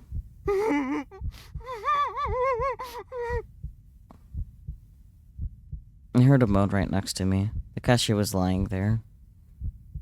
It was a dull, unimpressive looking college kid. His hands were bound behind his back, and his mouth was sealed with tape. He was staring at me. His eyes were flushed with terror. Why was he looking at me? Don't look at me like that. Look at me like I'm the criminal. Wait, the criminal? Am I the criminal? No, it's not me. I didn't do anything. Time's up. We will now shoot you dead. No. Snipers, ready. No. Fire. No.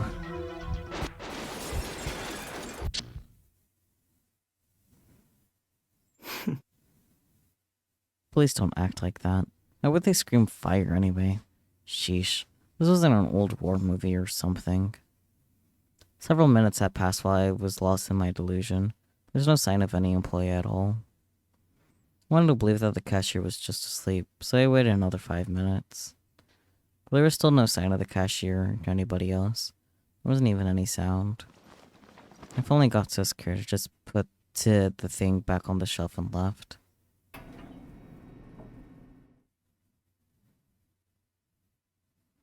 I came to the railway crossing right next to the station. I could see the Shinsen station platform clearly from here. There's no way a station platform could be empty, I told myself. It was just impossible. But of course, there was nobody there. I decided to wait for a train to come. If a train stopped at the station, people would surely get off. And even if nobody did, I could see somebody in the train as it went past.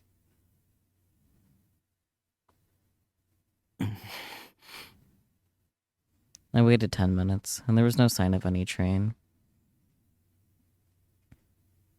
I tried to tell myself that there might have been an accident or something that had thrown the schedule off, but there still wasn't a single person on the platform. Only then did I realize the seriousness of the situation. It didn't make sense. This wasn't right. I decided to head to Shibuya Station. There's always somebody there. I was sure of that.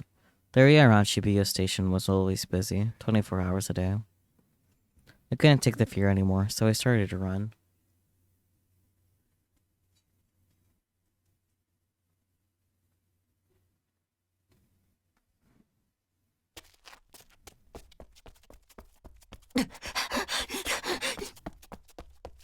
I ran as fast as I could. Even when I started running out of breath, I still didn't stop. I wasn't sure if I'd ever run so hard in my entire life. As I ran, I wish this was all just some awful dream, but it wasn't. My heart and lungs were in so much pain, I thought they'd explode. There was no way this pain could just be a dream. I was surprised at how intense my breathing was. But no matter how much air I took in, the pain didn't go away.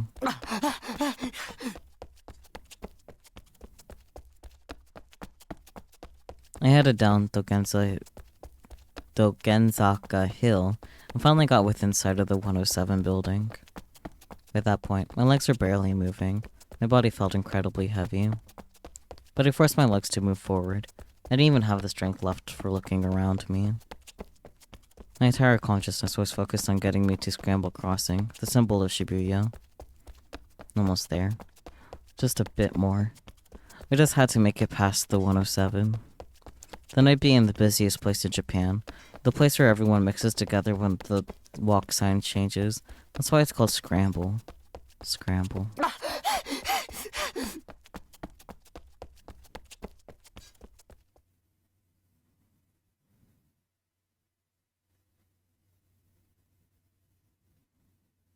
Empty. The whole of Scramble Crossing and Shibuya Station were empty. A world without sound. A world that was dead. The air around the crossing was always filled with a flood of sound, but today it was ruled by silence. All I could hear was the sound of my own panting. そんな Impossible. I fell to my knees in the middle of a wide road. I couldn't take another step. But more than that, the shock had drained all the strength from my body. Oh boy. Chip break.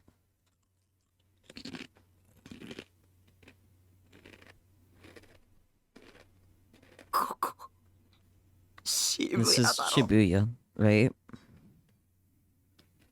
There's nobody to my left or right, or my back or front, anywhere. It was the busiest time of the week, 7 p.m. on a Saturday. What was going on here? This couldn't be happening. I closed my eyes and put my hands up to my head. This is a dream, an illusion. It couldn't be real. Sure, I thought I'd wanted to live a quiet life all by myself. I didn't want to get caught up in anything or have anyone meddle in my plans. But that didn't mean I wanted to be the only person in the world. If there were no other people, who's going to pay my living expenses? If there were no other people, who's going to make the meals I got from the convenience store? If there were no other people, who's going to play ESO with me? If there were no other people. Sound. I heard a sound. It wasn't me, it was a sound someone else made. Someone was here. Someone was close. I felt saved. It was just random chance that the crossing looked empty. Nobody had actually disappeared. I had been left alone in the world.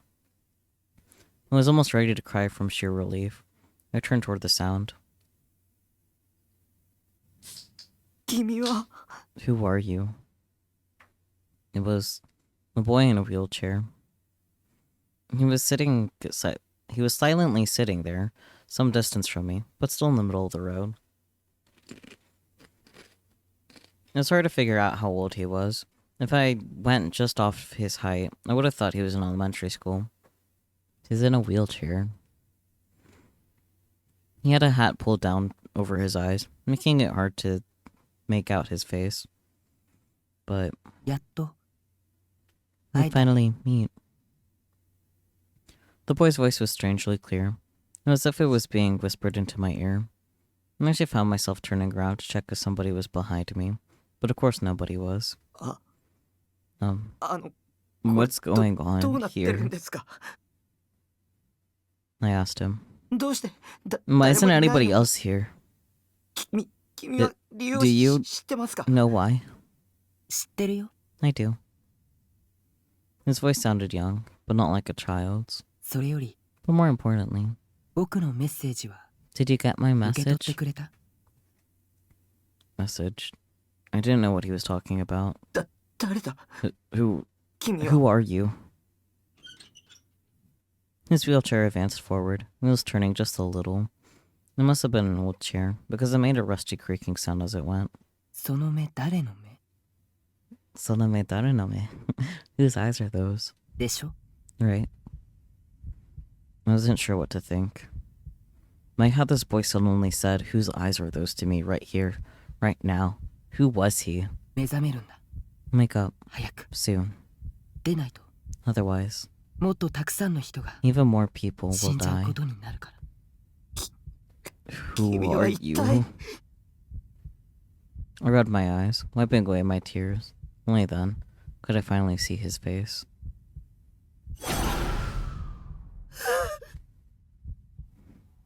The boy wasn't a boy. His face was wrinkly, like an old man. His cheeks were caved in. His eyes sank deep into his skull. The white's cloudy, and he had no eyebrows. Yet his body was as tiny as a child's. 僕は I'm 将軍だよ Shogun. Oh. I see.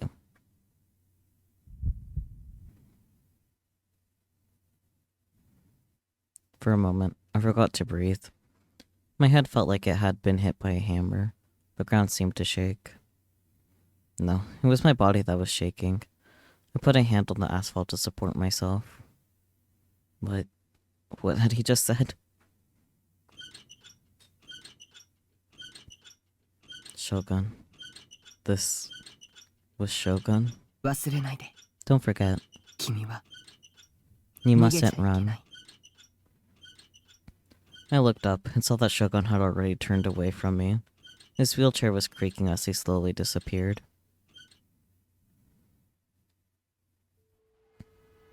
It didn't even occur to me to try to... Blah, blah, blah, blah. It didn't even occur to me to try and follow him, or ask more questions. Or to punch him in the face for getting me caught up in this. I wasn't any good at any of that stuff. My head was starting to hurt. Felt an aching in my temples. I stayed on the ground trying to endure the pain. タク Taku. The silent world suddenly began to fill with static. Who was that voice?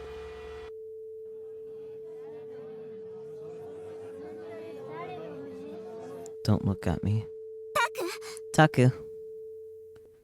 The static began to change into a voice. Somebody was putting their hand gently on my shoulder. 邪魔なんだってな。 Get out of the way. 何してんだろうね。 What's his problem? 最近の若い Kids these days. なんかのパフォーマンスじゃない Some kind of straight performance? タク Taku. I looked up, still reeling from the headache. The demon girl, Rimi, was leaning over me and looking down into my eyes. Her eyes were clear and filled with life. Those eyes stared at me, and only me. Again. Once again. She's just shown up out of nowhere. 歩ける Can you walk? 歩いて Come on. She put her hands under my arms and tried to help me up. I screamed and pushed her away. Then I came to my senses and looked around. I was still in the middle of the road, but I wasn't alone anymore. There were people all around me, walking past me without the slightest bit of interest. タク Taku. Rumi seemed like she was about to cry as she looked at me. 今は For now, 私の言うこ just とを listen 聞 to いて me. Stay away from me! I screamed, the aching in my head turning into a stabbing pain.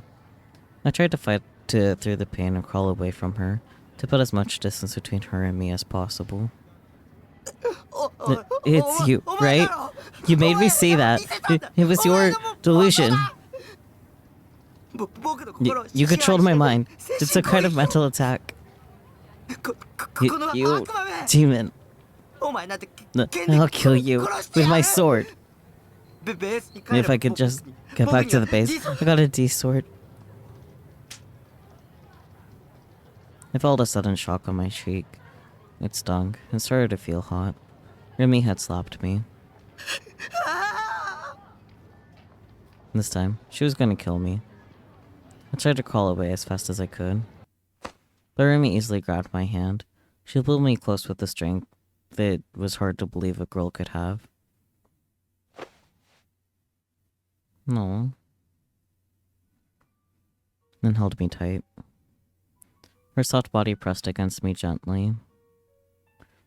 It was so warm. I could smell just the slightest hint of sweat. Her long, flowing hair tickled my nose. しっかりして Calm down. It was the last thing I expected her to say. I could feel the strength leave my body. ここにいたら It's dangerous to stay here. Her voice sounded a little sad. I couldn't tell if she was crying. 信号 Look, 赤に the なっちゃって crosswalk るから signal's red. I wasn't sure what to think. Wasn't she here to kill me? Why was she saving me? Was that hallucination of people disappearing from Shibuya something she'd forced me to see? Once I felt this gentle warmth from her, as she held me in her innocent arms. How could I still be sure? How could I stop myself from thinking that maybe Yurimi Sakihata wasn't a demon after all? Or at all? Was I just a fool? Was I falling for her tricks? The one thing I could be sure of was that I felt so safe and peaceful in her arms. What was this strange feeling? Rimi let me go, and then put her hands up to my cheeks and looked me in the face. Her eyes were a little red. お願い Please, 今は just for now, 私についてきて follow me, いい okay? I nodded. We were standing in the middle of the now empty crosswalk. People on both sides of the road were staring at us as they waited for the light to change. I could hear laughter starting to bubble up from the crowd. The cars all had their headlights pointing at me and were starting to honk their horns. Remy held my hands tightly and started to run toward the sidewalk. I followed along, letting her pull me forward. I managed to make it through the noise of the horns to the sidewalk. Remy let out a sigh of relief and stopped. She was still holding my hand. Just touching her made me feel calmer and calmer. I didn't want to give in to the feeling and stay like this forever. Remy turned toward me. 無事でよかったね。 I'm glad you're safe. She looked so happy. I couldn't believe that the look on her face might be a lie or an act. But... let me go. I thought of her as my enemy for so long. I thought of her as a demon. If I gave in, I'd cease to be me. That's how I felt, at least. あ、ごめんごめん。 sorry. She let go. それにしてもびっく He りした。 surprised me, though. Just lying out there in the middle of the road like that. 信号が赤になった時 I は was so どう worried なる when こ the とか light と。 turned red. She sounded happy. I turned away. I started to push through the crowds and walk forward. 僕 I'm 帰る going home. あ、じゃ Oh, あ then I'll 送る walk よ you home. 具合悪い You're ん not でしょ feeling well, right? I could hear her chasing after me, but I shook my head no. たく Taku. The cheerfulness in her voice had vanished. I felt really bad, since she just saved me, so... ありがとう Thank you. I just barely managed to squeak out the words.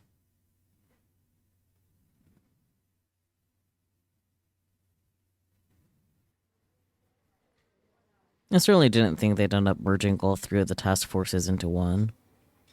Yosajiban sighed bitterly to himself as he looked at the rows of detectives assembled in the Shibuya police station's large conference room. The Inokashira line Shibuya Station bathroom murder was the media had taken to calling vampire and had pushed the Shibuya police available manpower to its absolute limits. And with 3 bizarre murders in the same district, it was looking more and more likely that a single culprit was responsible for all of them. Some officers had suggested leaving the Cornelius Tower suicides to the Youth Crimes Division, but the media was treating them as part of New Gen.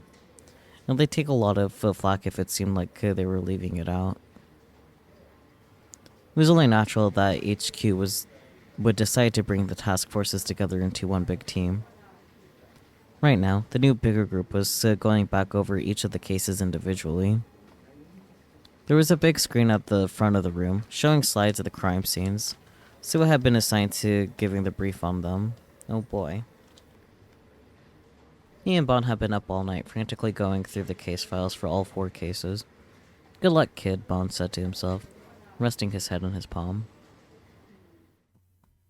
The Cornelius Tower group suicide took place on September 7th. This was the first of the 4 cases that the media referred to as the New Gen murders. At around 11:30, a group of 5 boys and girls fell from the Cornelius Tower heliport. They all died on impact. 5, huh? They were all minors, high school kids. 3 boys, 2 girls.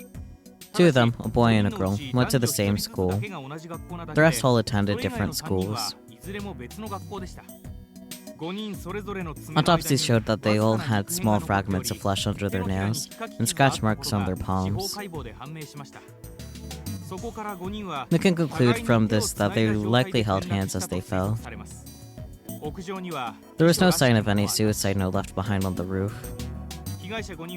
The 5 of them seemed to have met after school and headed to Cornelius Tower. As for the question of whether this was a homicide, it's worth noting that the Cornelius Tower roof is off limits to visitors. At the time of the incident, the door to the roof was locked. No fingerprints from the victims were found on the doorknob. None of the deceased had a key on their bodies when they'd been found either. This implies that the third party besides the victims was present at the scene. My current assumption is that this third party had the key to the door, unlocked the door and left either before or after they jumped. We've questioned every employee at the Cornelius Tower Hotel. Almost all of them had an alibi. We're now talking to the employees of the companies that are located in the tower. None of the 5 victims had any motive for suicide that we've been able to find. We have testimony from family, friends, and teachers from 4 of the 5 that they would have absolutely no reason to kill themselves. See. The slide changed, moving to the second case. The murder of the college kid and unborn baby under the Shibuya station tracks. As for this case, which they're calling the pregnant man, it took place on September 19th, 12 days after what had been termed to the group dive. That was like a few days ago, man. It was a worker at a local karaoke place who discovered the body. They found it at approximately 5 a.m. The victim was one Shizuo Kanoe, a third-year college student in Shibuya. He was 21 years old. The victim was deceased at the time he was found.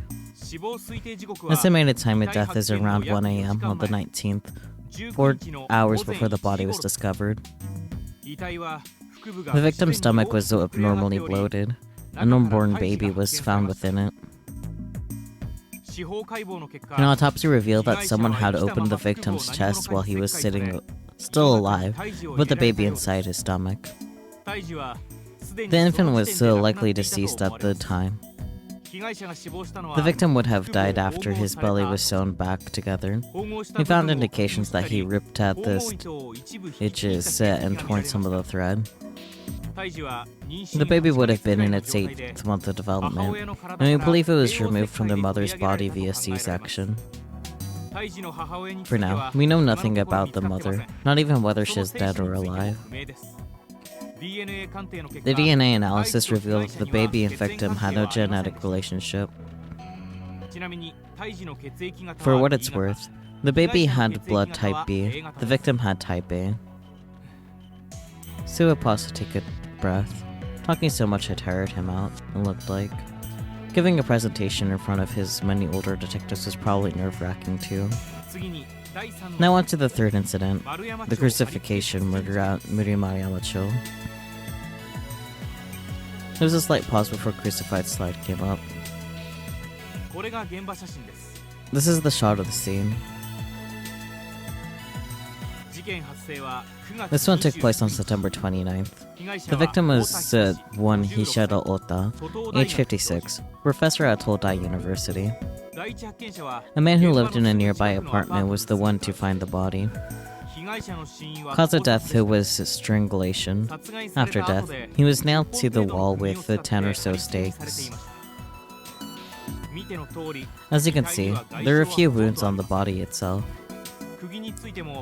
While some of the stakes did go through flesh, they were primarily nailed through his clothes. The media is calling it the bloody crucifixion, but there was no blood loss whatsoever in the victim. The nails he used were cross-shaped stakes, sold by a German company named Kreuzangel. The choice of cross-shaped nail is a distinctive one, and we're currently looking into any religious connections. The incident occurred between 9 and 9:30 p.m. We have reports from residents of that they heard the sounds of nails being pounded into wall for at least 10 to 20 minutes. Since this matches the estimated time of death, we could assume the victim was killed at the spot, or failing that, somewhere nearby. We also have an unreliable report of sighting of a female Suimei Academy student in the area. Lastly, the Inoshira Line Shibuya Station bathroom murder, aka vampire. This one happened on October 10th. It was found at approximately 5:30 a.m. The station employee was the first to find it. We know nothing about the victim for the moment. They didn't have any kind of identification with them. Time of death could be anywhere from 10 to 6 p.m. the day prior. The body was drained of blood and looked something like a mummy. As you're aware, this photo was taken by an unknown party and uploaded to an internet auction site approximately 15 minutes before the body was found. Bond grimaced a little as he listened to the explanation. Was this the killer's way of saying the death had become fashion or something?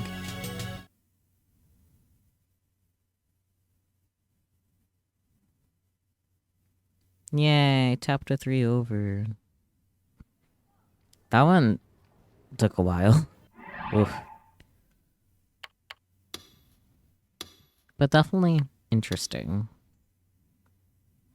We now know who Shogun is, sort of. Or at least seen him, at least, if nothing else. No. Do you have any thoughts to share, Spooky, about the occurrences of chapter 3? So much stuff, so little thoughts. Yeah, I feel like that's the trend with Chaos Head, to be honest. It's a lot, but also, like, it's hard to have anything to say about it. But, thank you guys so much for joining as usual. More Chaos Head next week. Yeah. Bye-bye. Good night.